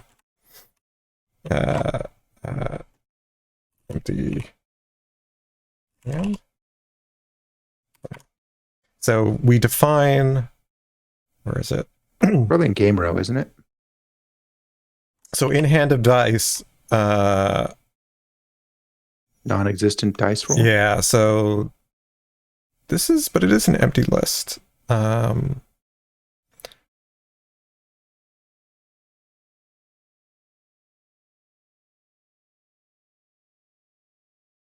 So it's unassigned. That's what it is, which is basically an empty list. Right. Do we have any tests? So let's look at our game database tests.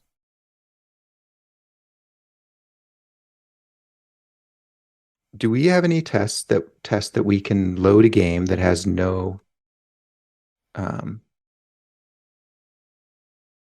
dice? So we have configured game, which has a hand of dice. We have default game, which has a hand of dice. We have no game that's just no game. So we don't have one where it's basically.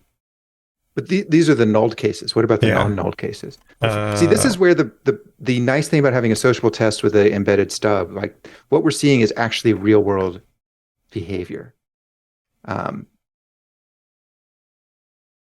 So they're up there at the top. Load game, returns empty optional when game row does not exist, throws exception, loads core game state. I think we're missing a test here, which is loads. Basically new game? Or game without a current hand. Yeah, loads game without a current hand. Yeah, because here.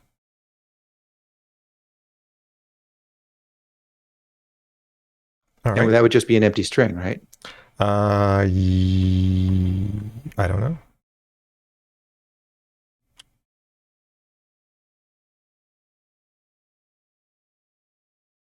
So Suiji's mentioning like go from a game to a snapshot to a game. What is? I would assume it's an empty string, but now I'm assuming. Well, can I type some stuff? Yeah. We might discover that we're in the wrong spot, but I think just trying to execute some code on this will help us characterize it. So we've got, let's assume that we're correct and that loads game with no current hand. Mm-hmm. And let's just get in there. How do we do just one? Oh, we can just run this one test on its own, right? Yeah, yeah. Yeah. So let's just say, um,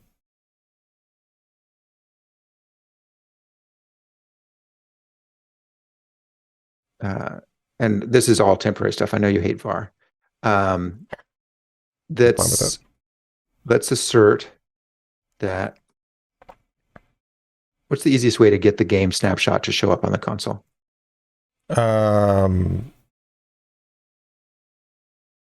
You can just system out println it.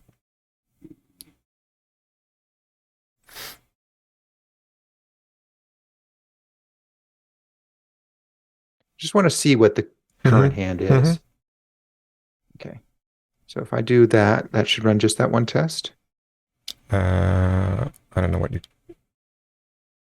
I press Control R on my end. Oh, it ran all the tests, but that's okay. fine. So you run that test then.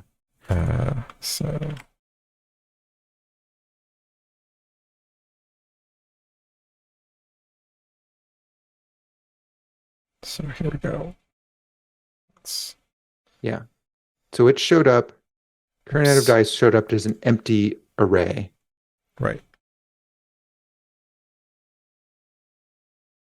Right, which is what we suspected. So let me look at one more thing, which is that that's null. Where's our save? Here it is. Save game always writes to same ID, right? We don't care about that. Writes core game state to database, and that's doing a current hand. Writes scoreboard state. So I think what we need here. Yeah, we need to save. Do we need to save? Let's see what happens when I save it, and then we'll make sure we can load it. Yeah. Save game can write games that have no current hand. You want to write that? I don't remember how to do it. I think it's a save game. Save game options. Rolls 0. Completed. Do we even need that? It will give us a bunch of defaults. Actually, I don't know what the defaults are. So what are the defaults? Yeah, so it's going to have some defaults that we don't want. Yeah, but all we care about is the current hand. So we should be able to just say current hand. Yeah, so current hand. We don't hand a dice unassigned. Unassigned. Yeah. And so then that. And then we should be able to do a select current hand and make an assertion on it. Oops, I didn't want to do that.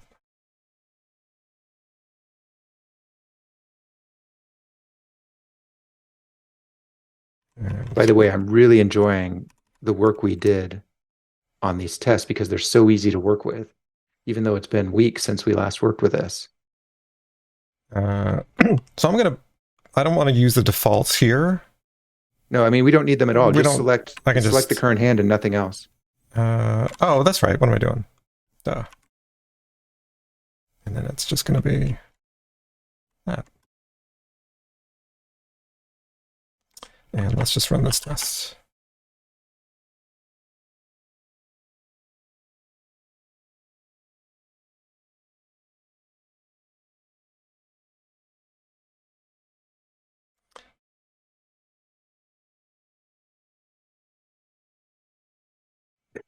What are we seeing here? I'm not sure what we're seeing. So let's say game rows 0. What is it? Game rows is a list, so we want to do get 0. And then we just want the 0th item in that row. And then we want that to be is equal to that.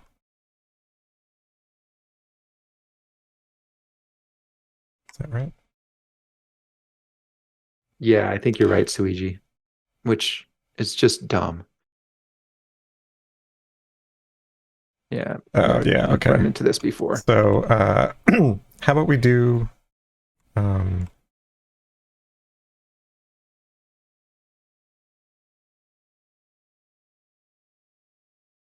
we're not going to leave it that way, but just want to see what this at.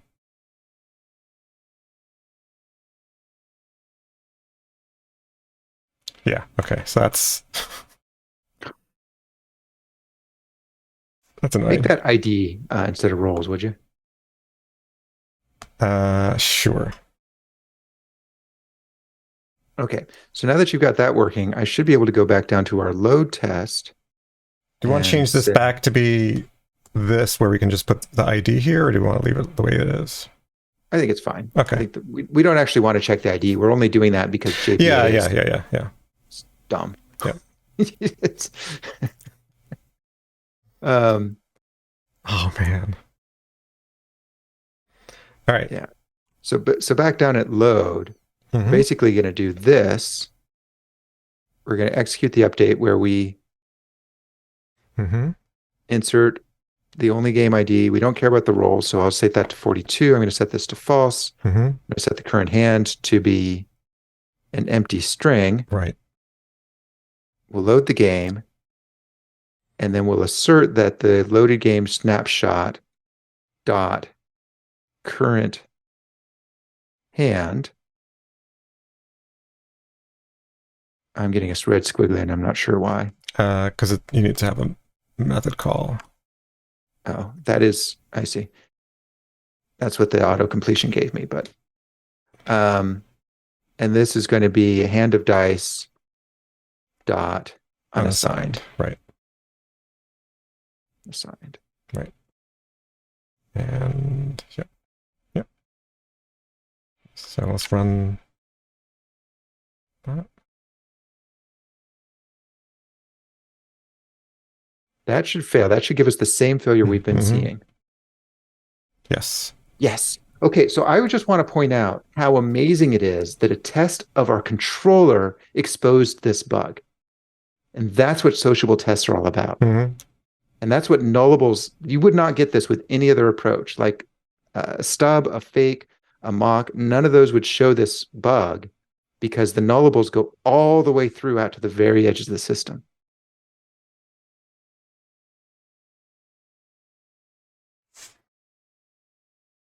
I have no idea how to fix it, but I think it's cool that we caught it. Yeah. So Sweetie mentions unassigned is confusing. This is a place where like terminology and domain, like what do you call a hand before you have one to assign? I don't know what else to call it other than unassigned. I'd probably call it none. But let's get this working before we make any changes to it.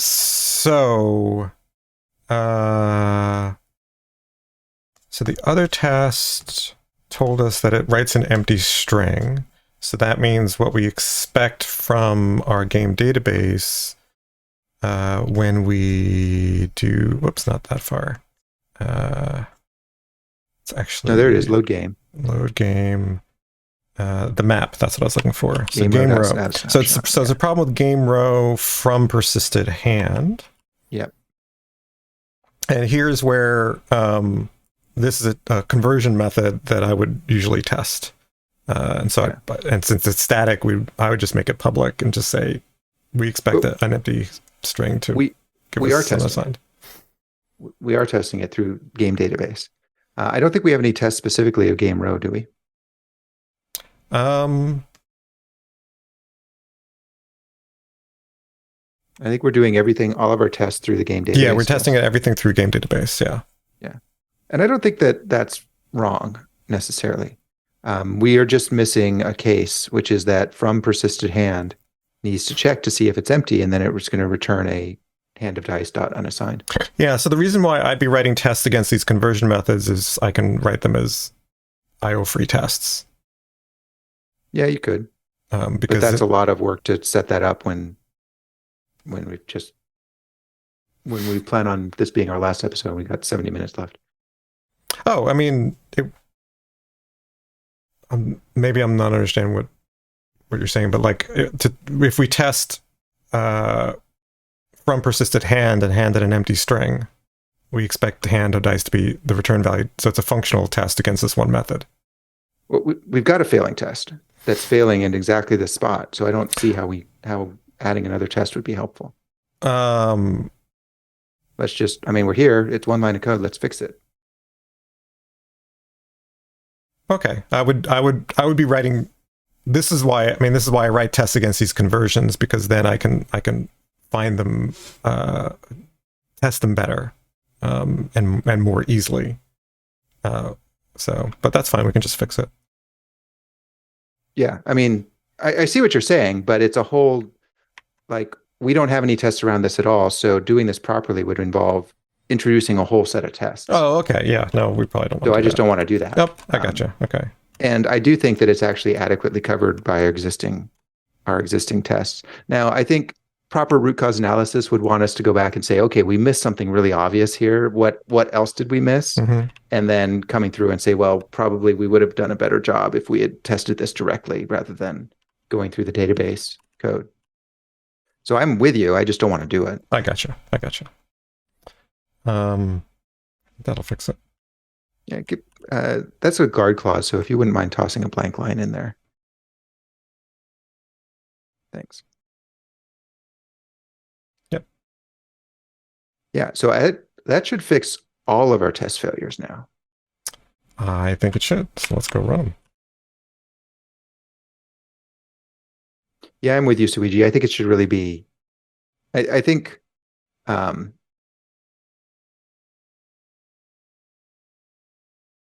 we got one failure. I think there's some domain stuff that's a little weird, but that's partly because we did renaming as we went. So you mentioned before we break a test when I change the string. It's like, this is the test that fails. Oh, really? Because I added the brackets, and that's why that test failed. Now, why didn't it fail before? Did we just not run that test? We didn't run. I didn't run the database tests. Oh, okay. They were slower. Yeah. So let me go fix that test. Yeah, I was a little surprised it didn't break anything. So I'm kind of happy to see that happening. That test. Why am I not seeing the test failure? Let me just go here. That's why. I was looking at the stack trace. So. And then line 245, that should be breaking too, right? One would think. Well, let's go ahead and put because there's two branches. That's testing this branch, which I didn't change. Okay, well, so go ahead and put it in. And let's put it in and do it the right way. Yeah. So now this should fail. This one should now be fixed, and this one should now fail.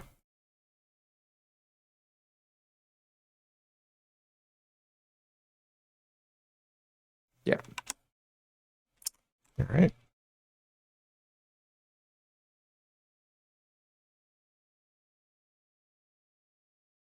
I'll be so happy when Java gets whatever they're calling interpolated string support. Oh, they're such a game changer. I love interpolated strings. Let's go run it all.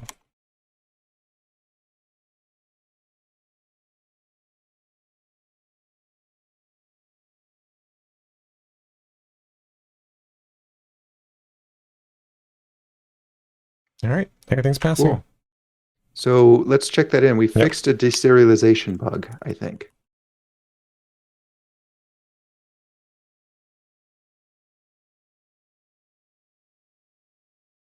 Actually, no, we've done more than that.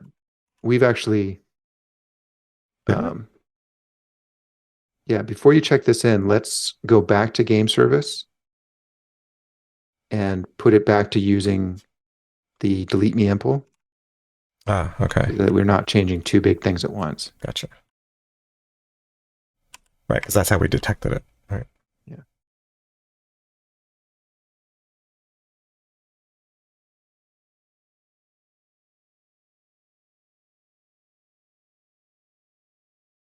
Okay, great. That's good. Okay. And so now we should be able to. Actually, you should be able to before you do that, run it manually.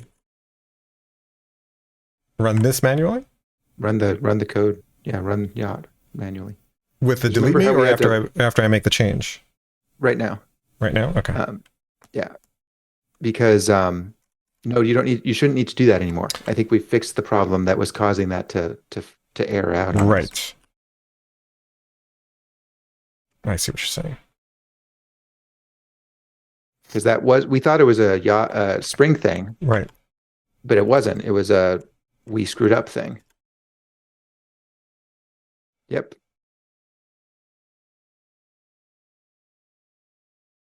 Okay. Good enough. Assigned to views. Hey, look at that. All right. So we can take out those comments there on line 12, and You just delete it, right? we can probably just make that part of the previous commit because it was all related to the same thing.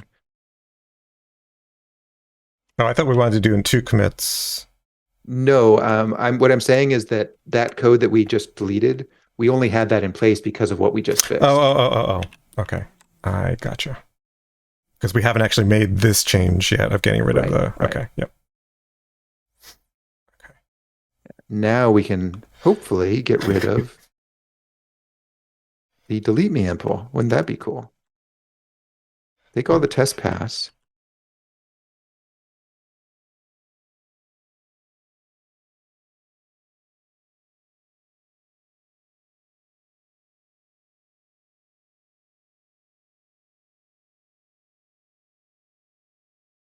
And they do? Yeah. So let's delete line 146 and 164. And you've got some indentation issues. Happened because of lots of uncommenting and commenting. Can you just like reformat everything? Yeah. And we should now be able to literally delete me impl. Yeah, so let's run the application. Just want to make sure.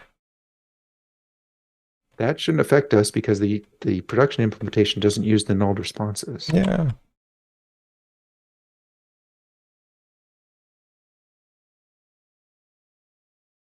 So the state of the hand right now, I agree, it's not yet unassigned. It doesn't exist. I think I used to call it does not exist. And somehow it got changed to unassigned. And maybe that's the wrong term. Okay. So roll dice. Now the hand exists. We'll assign it to 6s. And we've just lowered our average score there. All right. Yeah. Way to go. That's my job. Make things worse. Make things worse on average. Yes. So we can go now to, and it is completely unused, and we can save delete, and it is gone. And the interface can go away now too. And yes, so we can go to the interface. Inline it? So I think we can,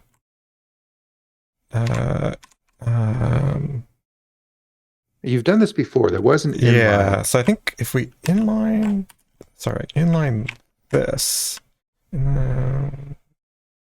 let's see what happens. Okay, yes. So that worked, and that worked. And so let's run, I'm just going to run the IO free tests.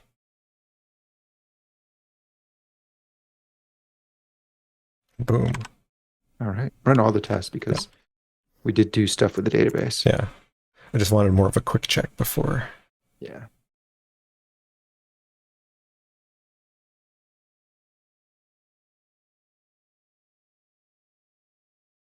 All right. Done. Whew. I think that's it.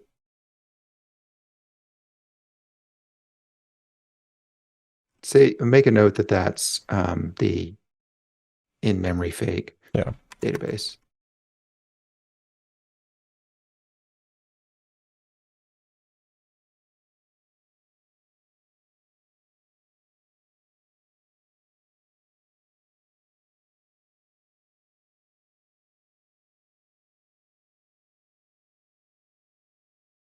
Yep. All right.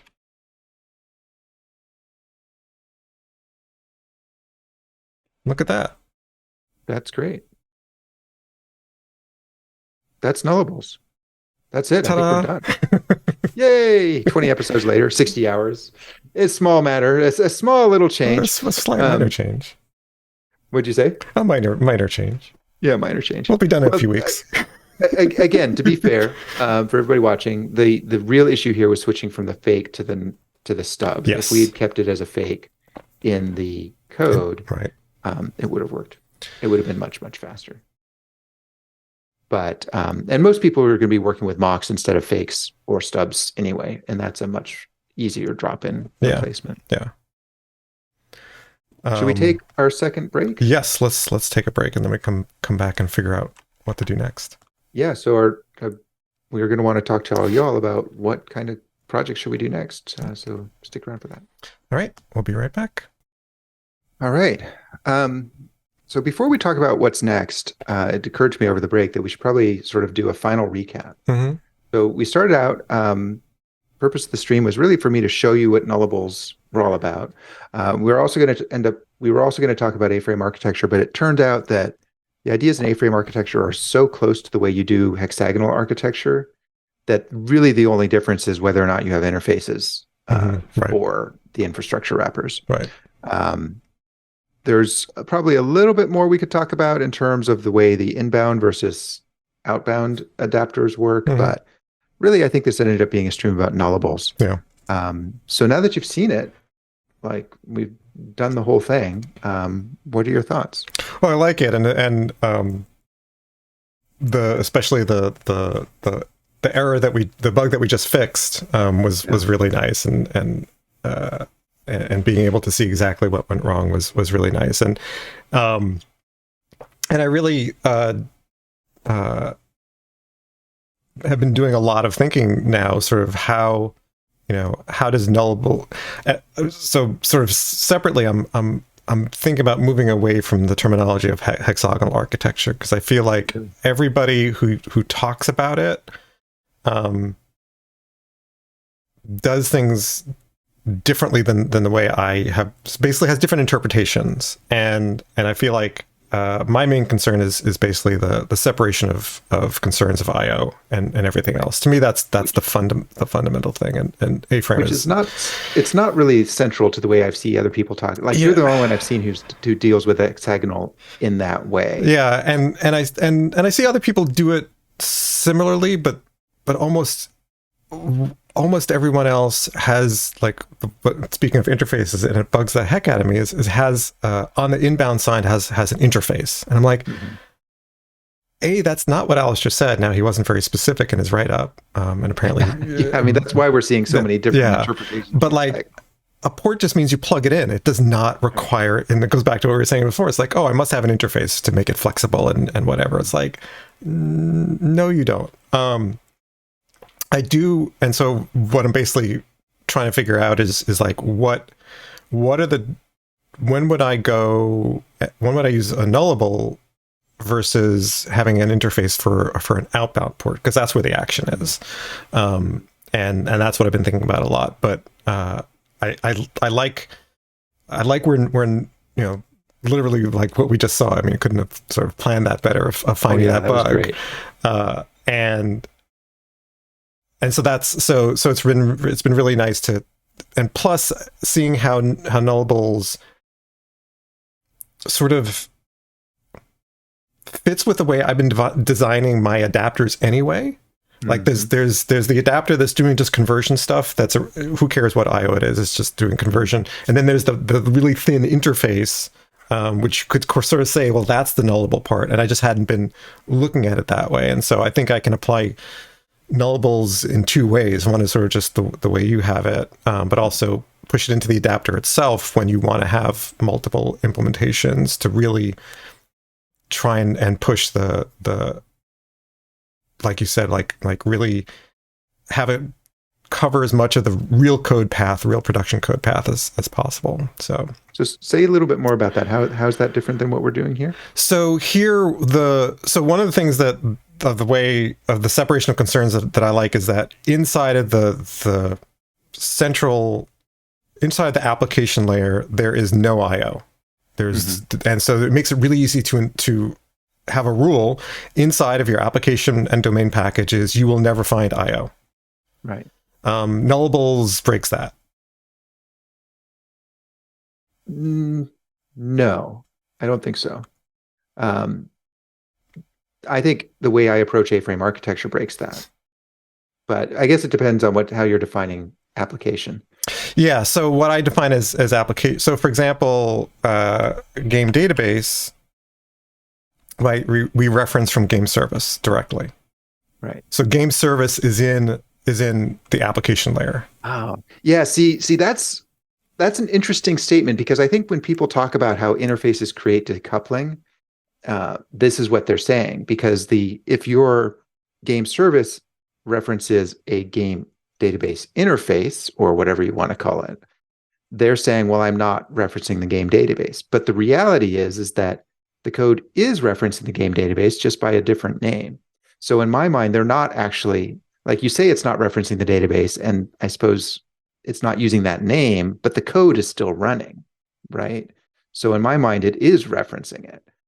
Because I'm thinking about how does this work at runtime, not how does it work in the syntax. Yeah, so I'm thinking about it, how does it work writing tests? Right. So the nullables, yeah, I think if you're thinking about it from the test, if you're using a nullable, then yes, you're still not running IO because that's the whole point of the nullable. You are going to be running a different path. But you are going to have the name of the game database in your game service. Right. You could still write a game database interface, or you could have like a game database as the interface, and then the game database, SQL game database as your implementation to try to avoid the naming you hate. But your test would still be running the SQL game database.create null, so it would be kind of redundant to do that. Yeah. Okay, I see what you're getting at. Yeah. And it's not. So what I'm, the reason why that is something I'm trying to figure out is because rules like no IO here make it really easy to follow. It's like, okay, oops, I put IO in the wrong place, and you can even use tools to enforce that. So that I have not certainly completed my thinking around this, but and I think that's where A-frame architecture comes in that it does make a really strong distinction between this is the part with the IO and this is the part without the IO. But what I call application, I know you've got a picture, but I'm going to hold up my janky little card. What I call application is the coordinator between those. I'll let you pull that up. Maybe. There it is. Yeah, there it is.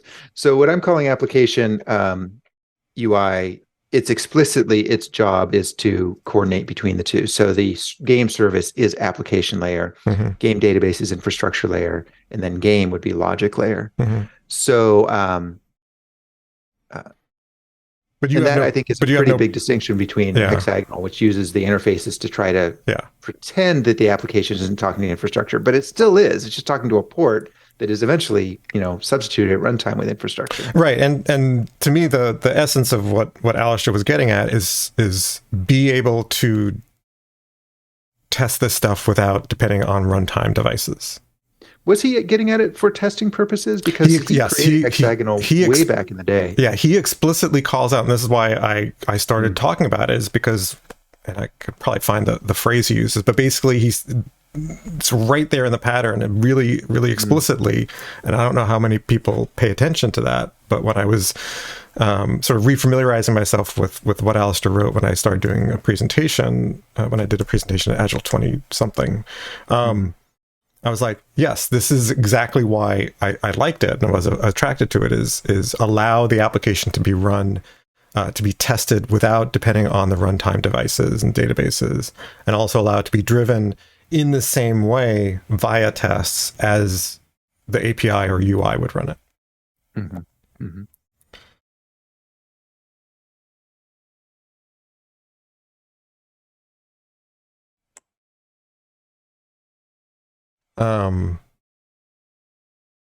But yeah, I mean, so other than sort of that rule,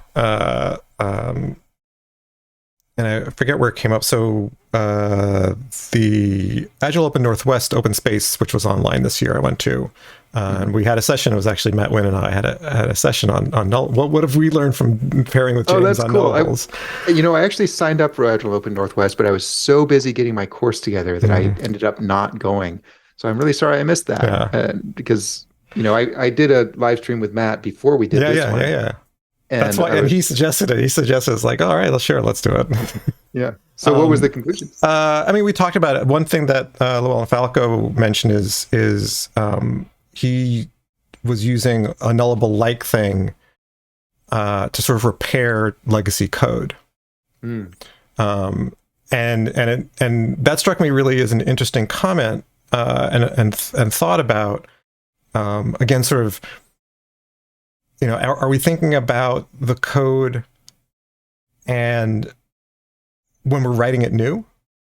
Right. I'm right. So one of the things I really like about the outbound ports is it allows me to not worry about those details. We talked about that actually earlier today. Right. I can just think about what's the information I need, how to, you know, and I don't care how that works. And so I can focus on the application and then turn my head to, but if I'm sort of refactoring and taking a legacy thing where that stuff is already there, I can definitely see nullables as an easier thing to sort of get in there.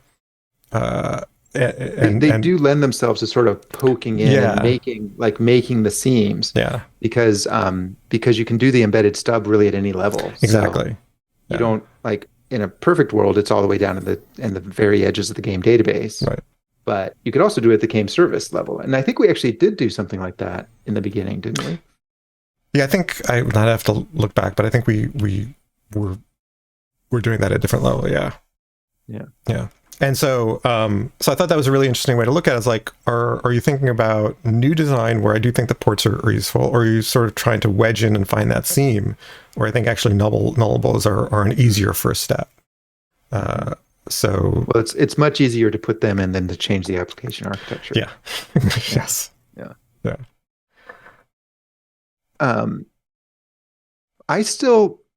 I think even in a new system, now obviously I have a metric ton of bias here because I created the nullables, and so I'm more likely to think that they're good just because I created them. That's sort of human nature, right?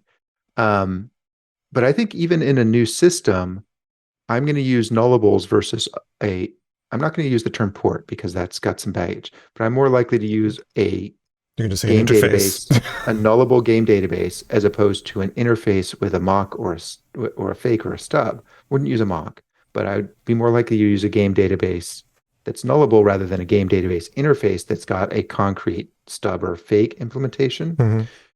And the reason is exactly the error we saw 20 minutes ago, is that having the ability to have that be in sync and run the same code all the way out to the edges of my system gives me more confidence. Mm-hmm. And I also find it easier to maintain. Like, it's actually really easy to write those embedded stubs. And once you have them, as the game database changes, which doesn't happen very often, it's right there. So it changes in lockstep, where I find when I have multiple invitations to an interface, I have a little more trouble keeping them synced up. Right. If that makes sense. Yeah. Yeah. But I certainly wouldn't, like, if I'm working, and the other thing is that, no, I don't think that's true. But I would have no objection to working under the code base that was using stubs all the way through, like stubs off of an interface. Mm-hmm. The main thing is the other part of the nullables pattern is we've got this tradition of calling create null and everything. Right. So I don't have to create the lowest level stub and then inject it all the way through the system. Mm-hmm. I can just call create null on my dependency and know that it's just going to work. Mm-hmm. So how does that work in a situation where you've got an interface with a stub on it? Generally, that's when I'll create test data builders, and it underneath is creating everything that's needed. So right. Since so I basically, instead of having create null, you've got the factory and the test. Yeah. And so there, seems it's equivalent. Similar. I think that's equivalent. Yeah. Yeah. There's really no difference there. So yeah, is a nullable better than an interface with a stub? I think there's a really clear trade-off there, actually, in that the nullable does go one level deeper, catches the type of bug we saw here, which was not caught by the fake and would not have been caught by a stub. Mm-hmm. In practice, it seems to be a little bit easier to configure, but I think that's just the patterns I'm using and could be simulated, or you could do the same thing with a stub. It's a little bit easier to keep in sync, but there's a big trade-off to that, which is that it's in production, and that is weird. So That's I yeah. think I mean, if you, of all the things, like that's like the least thing that I think about. Like the fact that there's that stuff in a quote production class. Like it's. yeah, I think you're somewhat unique in that regard. Like I'm with you on I that, but a guess lot of so. people really I hate guess that. so. Yeah. But yeah. So Sweetie says, recently built a new thing starting with a nullable out adapter, allowed me to focus on the intended side effect and then refactor towards more domain application. Yeah, and so that's something that I've been toying with, and Suiji will have to share some of his experience as well. Um, would you refactor from one to the other? How does that help? And I think it comes back to like, are we what are we focusing on? Are we focusing on sort of new design, or are we focusing on fixing up neglect and repairing neglect? Often it's probably some combination of the two. And I think having both available to you is it's great having options that both of which I think have, depending on the sort of the context, have different benefits and drawbacks. I think one thing I've learned from what we've done today, not today, but over the course of this series, is everything was going really smoothly until we decided to use an embedded stub instead of an embedded fake. Yeah. Like if I'm in an environment where nobody works the way you just described, everybody's using mocks and mocking frameworks. So it's very unlikely, and nobody's doing the clear separation of IO and non-IO that you're doing, even when they're using hexagonal. Because again, they think that having an interface, a name that doesn't have IO in it, means that the code is now Right. IO free. Right. But it's not. So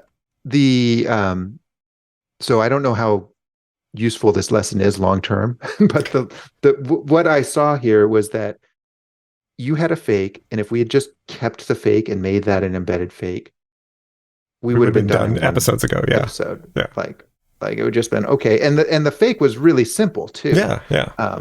It was just the get. Now I still have a preference for stubs, but I don't know how legit that preference is.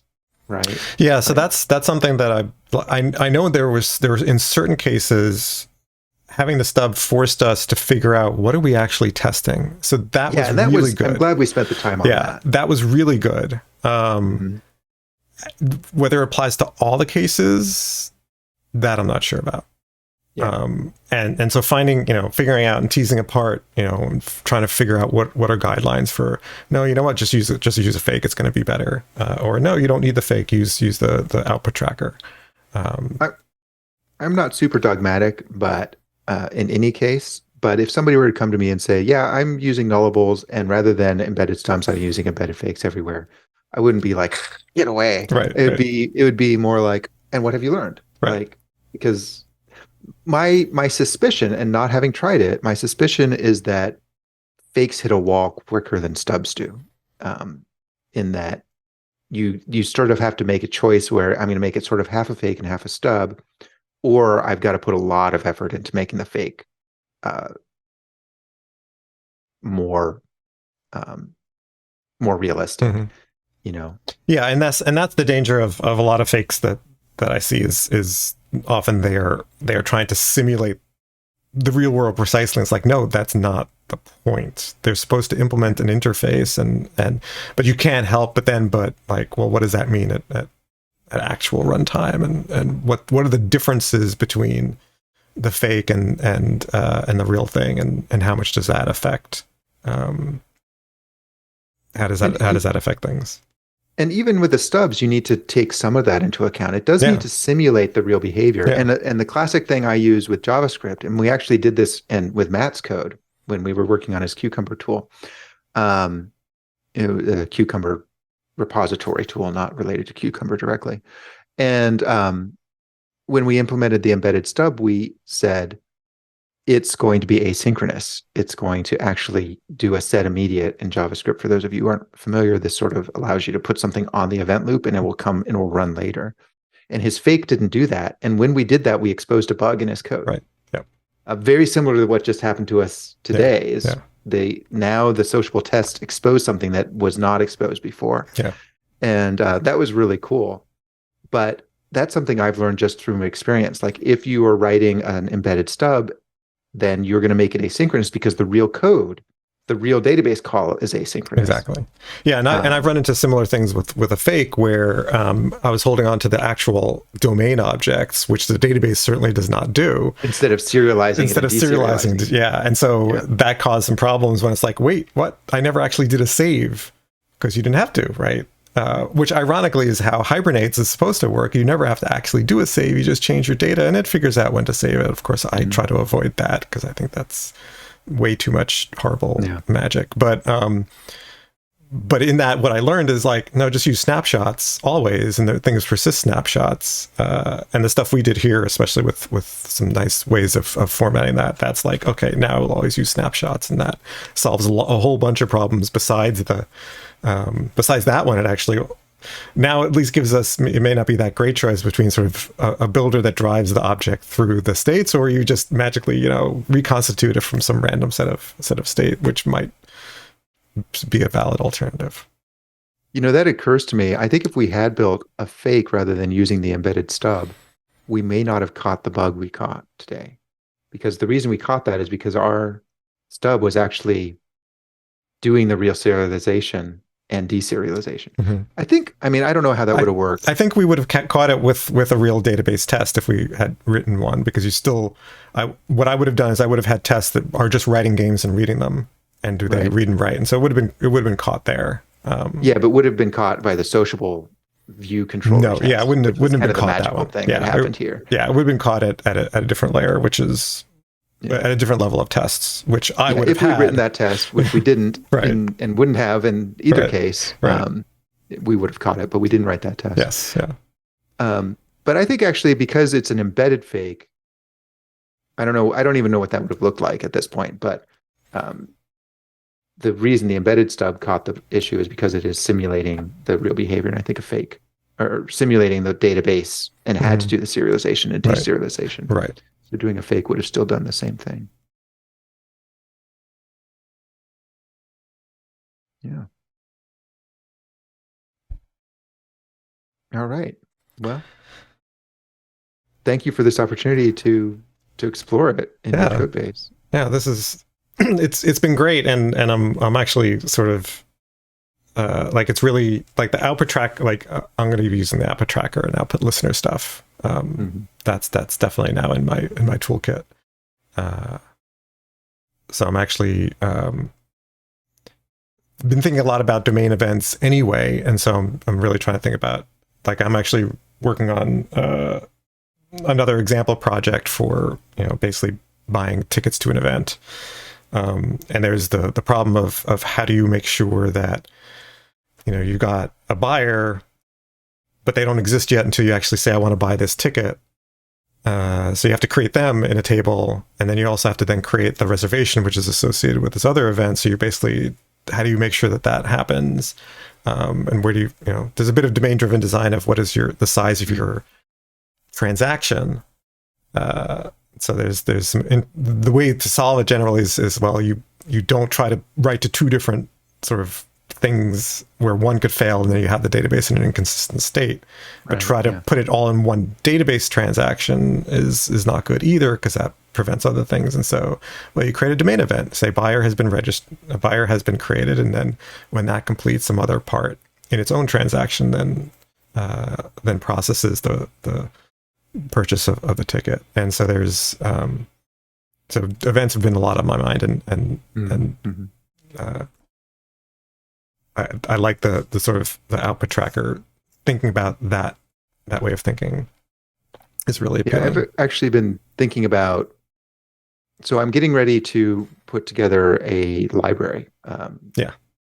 So, I mean, one thing about the nullables, as opposed to the stub, for example, is that this is something that people can start, if it catches on, people can just start creating libraries that are nullable from the beginning. That would be amazing, right? Because now we'd have all this testability that would be built in, and the maintainer is making sure that the behavior is synchronized, which would be really nice. But I'm going to just start creating libraries for like Node and for the browser, and potentially for other frameworks and languages as well, to just create nullable libraries so people don't have to do them. Yeah. And so I've been thinking about, well, that output tracker, how do I really want to clean that up? And I think really there's two concepts. There's event emitters and event listeners. And then there's the idea of an event tracker that once you have something that's doing events, you can just listen for events normally and have that be generally useful. Or you can put a tracker on it that's mostly useful in the tests that just like records all the events so you can play them back and see if they were correct. So I think that's where I'm going to go with that. So should we talk about what's next? I was about to say that. Yeah. What's next? So should I share what we've discussed so far? Yeah. Okay, so chat, we'd love your thoughts on this. We are going to continue doing live streaming for as long as we're both available. Who knows how long that will be, but and that's probably not for years and years, but for at least another season of new stuff. And the thing that we know that we're going to do is we're going to do Spring Boot on the server and React on the client. And I think with TypeScript, is that the plan? That's what I think we've discussed, and that would be my preference anyway. So yeah, and I think what we want to do here is, I was sort of thinking about, let's use conventional technologies, the technologies that everybody's using in unconventional ways. Right. Like, let's use the stuff that you all have to use, but do it in a way that's amazing. Yeah. Or as close as we can get, which may not be that close. So that's the plan. That's the technology. What we haven't figured out yet, or haven't really even talked about, is what project do we want to do? Like, what do we want to do that would be interesting to folks? So love to hear from you, chat, what your thoughts are. But have you thought about this at all? Well, it's funny. We have literally not talked about this. I mean, I always like to create things that are selfishly, I like to create things that are useful to me. So like my ensembler, which is basically handles registration for my learning ensembles, 100% I developed it on stream because, like, and followed hexagonal architecture and TDD and all the good design and of course all the mistakes that one makes.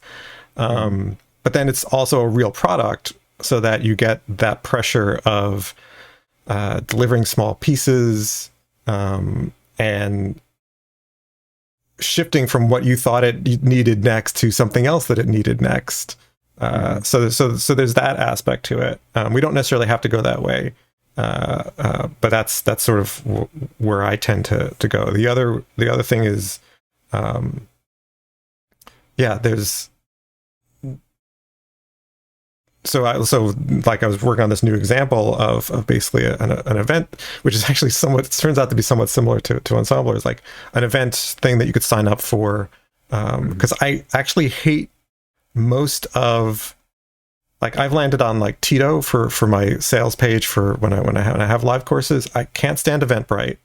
There's Ticketailor. There's a bunch of them, and they're just like, it feels like they twisted a product that was meant for live in-person things to handle online stuff. Like, one small thing that is just a huge pet peeve is like, no, I want this, like, you're going to schedule your Nullables things. I want Tuesday, Thursday, this is the time slot on each day, and it ends up saying, well, it starts here and then ends on that next week. It's like, no, it doesn't last 168 hours. It's like, show like, so, and then being able to add that to your calendar in compatible way. Like, to me, those are just the small tiny things where it shows that, look, it's clearly that, I don't know, they don't care, but it's such a usability, speaking back to, like, caring about the user.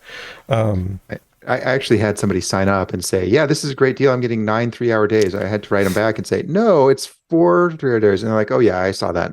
I just was so excited because they saw the Eventbrite thing saying it ran from here to here.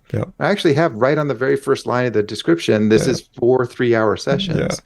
But I do worry that people are going to sign up and expect something that's not true. I'm probably going to switch the signups over to Tito actually at some point. Eventbrite was already set up for me, even though they charge me a ridiculous amount of fees for not doing anything on my behalf. Yeah, and well, that's the other thing is, like, I don't sell live courses much anymore, but I might, and I'd like not to give away such a huge percentage for what I think is pretty crappy product. So I gotta say, anyway, that's the only thing that's been on my mind because I've been thinking about it a lot. right. I'm a little, so we could do that. I'm a little nervous about doing something. I want to do something small and self-contained, so that we don't, because it does seem that if we do a stream that goes on for a while, people stop. Yeah. It just is too much. Like 20 episodes is probably the longest we want to go in a season.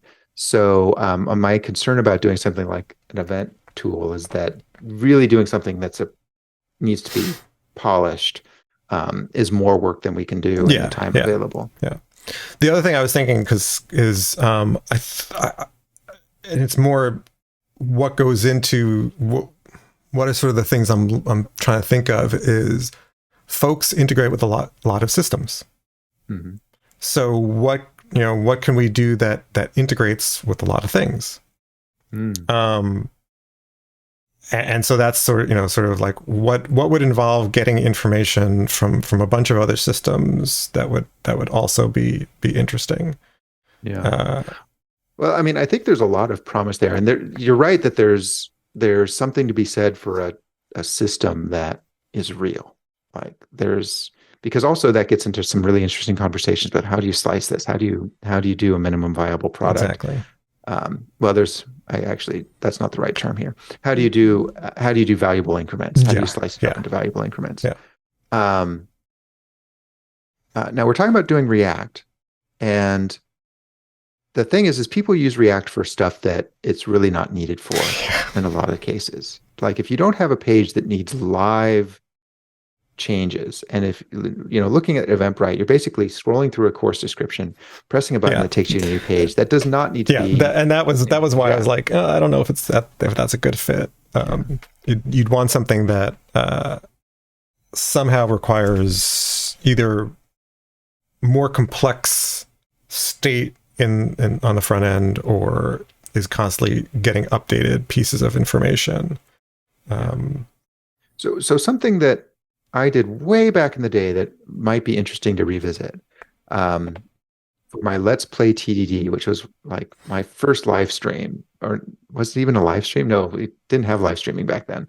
But my first YouTube series on live coding series. Oh no, there's an interesting idea, Loki. Let's come back to Loki's idea, but let me finish this thought. So what I did was a little retirement tracking application, and that gave you the ability to put in your spending and your expected return on investment and so forth, and it would show you a little spreadsheet, little table of here's how things render out.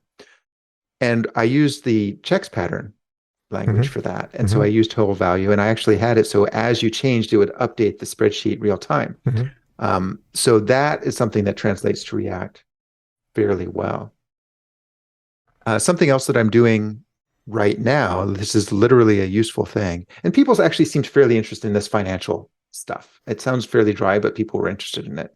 The other thing I'm doing is that in my investments, sometimes I'll move an investment like into a retirement fund, or I'll move between two different funds, but really I want to track what's the return from the original date of the first investment.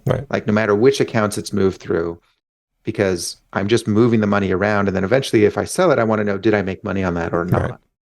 So that's something else that I'm actually building for my own personal use, is this sort of tracking of investments over across different accounts, and how does that return? Loki's thought about thanks, Loki. Glad you liked it. Loki's thought about Go raises something for me, which is that I've got this. You've got your game, your Ted's TDD game. Yes. I've got my my Agile Fluency game. People have been asking for an online version of this for years. Same. I actually have a partially implemented version of my game, and I'd forgotten. I'd actually totally forgotten about that. But something, if we could do something where we could. I mean, there's like Tabletop Simulator and so on, but like they're almost too flexible, and they're they're not. I mean, the people who play the Agile Fluency game, these are people who have never played an online game or really any game and on a computer ever, right, other than maybe solitaire. right. And so so I did the front end in Vue because I needed that real time, because you have multiple players, and like I put a card down and the other person needs to see that. And especially if you're playing adversarial role, I play a card against somebody else's hand and they have to know about it. So that would be really interesting. It would be. It starts bringing in some complicated stuff in that we need to do Socket.io, not Socket.io, probably not. Oh God. I did use Socket.io and I broke it in so many ways. Yeah. So I used WebSockets. Yeah. So I used Stomp over WebSocket. That part was straightforward. Yeah. The Loki brings up the real challenge here, which is that at least for the Agile Fluency game, you need to be able to drag cards around. It's not just have them show up on each other's board. You actually have to drag things around, and there's tokens that you're going to drag around. Yeah, my game too. I didn't actually implement the board part where you have to move tokens around and play other cards and yeah, but yours is more complex by far. Well, I don't know that it's more complex. Once you have the ability to move things around, it's not necessarily more complex. Yeah. Although I think people would appreciate having the rule engine like enforce proper behavior. Yes. But the problem now is that this is not really a React thing. I wouldn't use, like, if I were to build this, I wouldn't use React, because really what we're talking about doing is we're talking about either Canvas, WebGL, probably just Canvas is the way I do it, or even simpler, divs that are absolutely positioned on the page. It's probably the easiest way to do it. Just take advantage of the composition of the editor. Right. But none of these are good React type of front ends. And I think we do want to do conventional technology done unconventionally, right? That's what I want us to do, rather than because I did my Let's Code JavaScript series, and that was a little paint application. Mm-hmm. And I think it really was harmed by not being something people actually do. Yeah. Like, nobody's making paint applications except for the people writing Miro and stuff, which is a very small number of folks. I mean, this is where what are I mean, like you said earlier, it's like people are using React when really they shouldn't. So, I mean, if we took the same idea of playing an interactive real-time thing, is that basically because it's collaborative? Is that too far out of the realm of what most people are doing with something like React? It's more, I think, the dragging, the dropping the cards. That's not like. I mean, that's a UI detail, and we could always simplify that and just say. Not for my game. Like if you can't position things, then it doesn't. I mean, is that true?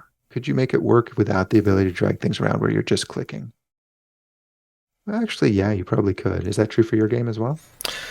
I mean, my game can all be done through clicking. Yeah. Yeah, actually, come to think of it, I think my game could be done entirely through clicking, and that actually might be a nicer interface, is to do things through clicking. Yeah, one of the hardest parts, one of the difficulties I was dealing with and didn't get to is just screen real estate. Like, how do you and this is when you see board game adaptions, the good ones versus the not so good ones, is like, ones that basically take literally the image of the thing and try to put it on the screen is like, okay, there's just too much going on and I need a microscope because this, versus those that say, well, let's look at this a different way because we have a different constraints on size. So like for what I was thinking, like for my game, you don't need to see like the board all the time. It just becomes important when it's your turn and you need to do something. Then it's, like I've seen some games where it's like, okay, here's the current spot you're on. That's all you don't need to see everything else around it. You don't need to see the context all the time. So there are ways to, if you can change the game to adjust to the different way of interacting with it, and it still has the fundamental concepts, then that might work. let's brainstorm a few other ideas because again, we want to keep the seasons fairly small, I think. And this is a really big project. Like this is huge. So one of the ways I was thinking about approaching that is one of the things that any of the, well, at least for my game, you need is matchmaking. So even if you're playing like blackjack, you still need a way to say you come in and there are multiple people. What games are in progress that I can join? No games are in progress, but let me say I'm willing to play a game, but it requires 3 people, so you have to wait. And so there's some coordination, some interesting coordination stuff there. And then, that you could, if you want, then start talking about leaderboards and matchmaking. And then the game is sort of a secondary part that could start with a simple game and then. So live coding has a really, let me write that down. Yeah. I think that's a nice constrained piece of it. Yeah. Live coding has an interesting thought. Hop on the bandwagon. But here's an idea. So I love role-playing games and Dungeons and Dragons. So what if we made so what ChatGPT is good at is textual interface, right? And it's really good at making stuff up in convincing ways. Yes. So what if and I also saw something online where they did this amazing little simulated village using ChatGPT or something like it, an LLM as the back end. What if we built a little RPG that was ChatGPT powered? That would be cool. That would be cool. And the problem, of course, with ChatGPT is prompt injection. Right. But so what we could do is we could build our front end to the ChatGPT such that the player isn't communicating in natural language, but when they click something, it generates a prompt that sends up to ChatGPT that generates the world that they see. Right. That could be kind of neat. I like that. Right? I like that. Yeah, and now we've got the real time in that it's a single page app. We've got going to have the little world that they're walking around in, which can start out just being purely textual. We've got the stats that you have to deal with, of course. And as things happen, you're going to want it to show up on the screen. Right. And then, of course, there's the back end. We're going to be talking to some sort of database to retain people's stats. And we're going to be talking, need an adapter for ChatGPT. Right. I don't actually know what kind of requirements there are to go against the ChatGPT API or anything like that. But I can't imagine it. I mean, I haven't looked at it in a while, and my recollection is it's not hard. And so so it's more of it. It's and it's probably, and I know there's even small versions that you can run sort of locally. So you could do a lot of testing without having to run up big bills. Yeah, because it's not free. So that was interesting. It doesn't really pass the useful to us test, but it sure could be interesting for folks. I like it. So yeah, it doesn't have all the usefulness, but it does have some aspects that certainly are useful, at least to some of the other stuff. And it's very iterative friendly in that we could build the very most basic thing and get it working, and then expand from there, and thus basically choose to stop at any time, based on people's interest and how long the season goes. All right, live coding coming in with a think about it from the other angle of what's going to be buzzy and coming up with the ChatGPT. I think the big question is how much does it cost? Because the ChatGPT API is not free, as live coding says. So we have a somewhat limited budget here because I'm actually going to be paying for the plus anyway. So I don't know if the API is a cost on top of that. Yeah. But we can look at that.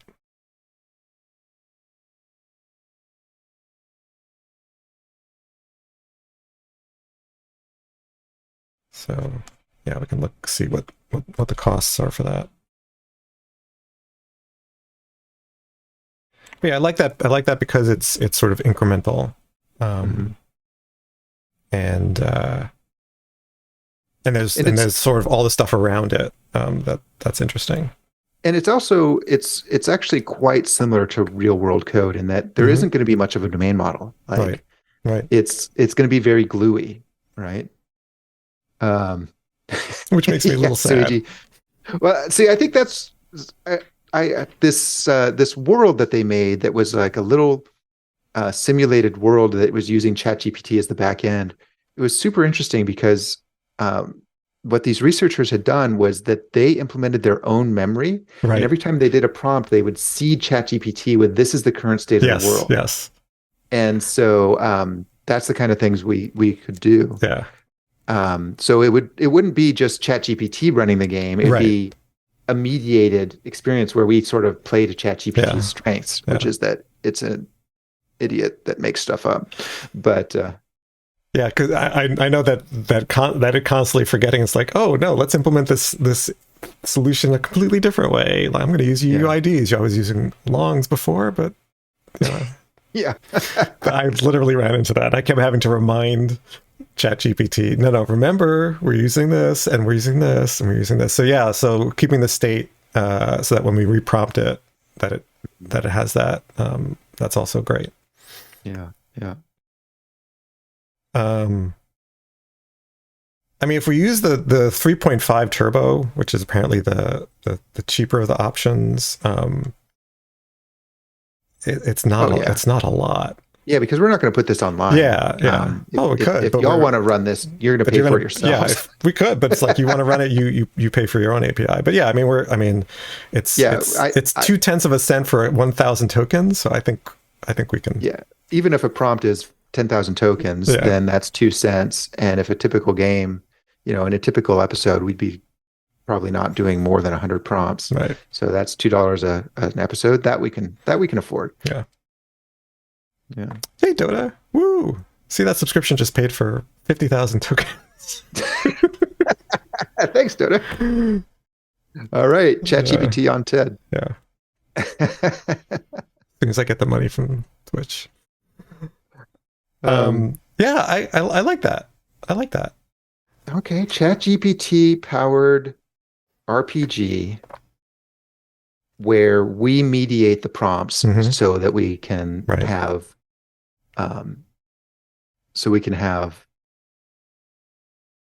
a sort of more curated experience. Yeah, exactly. Controlled experience. Yeah. I got to tell you more about this research project. They set it up, and so they had all the villagers like walking around, and they all had a job, and they had families, and they had places they went, and they visualized it on a little 8-bit board, like tile map. So they're walking around, and the villagers would talk to each other because of course it's all ChatGPT on the back end. It's not interfacing with a human at all. They're just talking to each other and the computer. It's all NPCs. Yeah, it's all NPCs. But the researchers had the ability to seed things. So they seeded this idea into one of the NPCs' heads that they were going to throw a party for their friend. And then what happened was the villagers went around, and when they were talking to people, they're like, "Oh, I'm going to this party. Are you coming too?" And so it ended up being like 17 of the 25 villagers ended up hearing about the party and saying they would go to the party. And then 10 of them showed up, which is also, and the other ones were like too busy or lost interest or something, which also seems quite realistic to me. Yes. So that sort of like emergent behavior, I think that's super cool. Yeah, like if we could do something like that and have like a little RPG built on top of that, that would be really fun. So yeah, I think testing against ChatGPT is really just going to be, we're not going to be able to make any, like there's going to be a certain degree of we just output what it gives us. Yeah. And our code is going to be more about, like we can prompt it to say, give us a description and then give us some formatted instruction that we will forward on. I think it's capable of doing that sort of thing from what I've seen. I haven't played with it too much myself, actually. Yeah, I haven't played with it for that scenario. I've played with it for a bunch of other stuff. Spent far too much time trying to get it to do the right thing. Yeah. But yeah, I mean, you can I haven't tried like, format this as whatever, but I think it'll do it. It will. I've definitely. It might get I haven't done confused. it, but I've seen Yeah, it. it might get confused. Like I've had to try to generate mermaid or plant UML diagrams, and half the time it generates the wrong syntax. But I think you can reprompt it. You can say that syntax was incorrect. Yeah. And I think if you do a better prompt up front, remember that the syntax is this, then I think it'll be fine. So yeah. I mean, that's basically how Bing search was working, is they embedded it saying, here's your prompts. Yeah.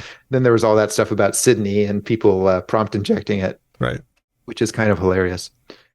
Yeah, but we could tell it to like format its response as JSON with a thing to show the player, and I think it would be capable of doing that. Yeah. All right, so that's the plan, folks. All right. Kudos to Live Coding for suggesting that. Yeah. Thank you, Live Coding. So when will we start? I think we need a little bit of time to get our ducks in a row in terms of getting React set up and the build environment and so forth. Yeah. So I'm thinking probably not next week, but maybe the week after that. Right. I think 2 weeks would be a good amount of time. Yeah. Yeah. All right. So do you? Is that going to interfere? I know you have that office hours, so you don't need much prep time for that. Yeah, I've got. I'm not sure what you're referring to. You talked about the Nullables office hour that you're running on May 10th. Yeah, I'm doing I don't know if I mentioned that on stream, but you must have seen me post. I saw you posted it, and now I'm having you mention. Yeah, so I suppose I should mention that I'm doing a Nullables office hours. Maybe we did talk about it on stream. It's 3 hours. I don't know anything. I am doing an office hours on May 10th. That's open to everybody. People who've attended the course are going to get priority. It's on my website, jamesshore.com. But yeah, that doesn't really require any prep because I'm just going to show up. And then I've got my course, of course, coming up on June 6th, starting on June 6th. Okay. But that's not going to require nearly as much prep as the first one did. Right. I definitely have some stuff I want to improve, but I don't need to do that before. Before this. So yeah, if you click into events, that's where at the top. There. Yeah, that's it. Down here.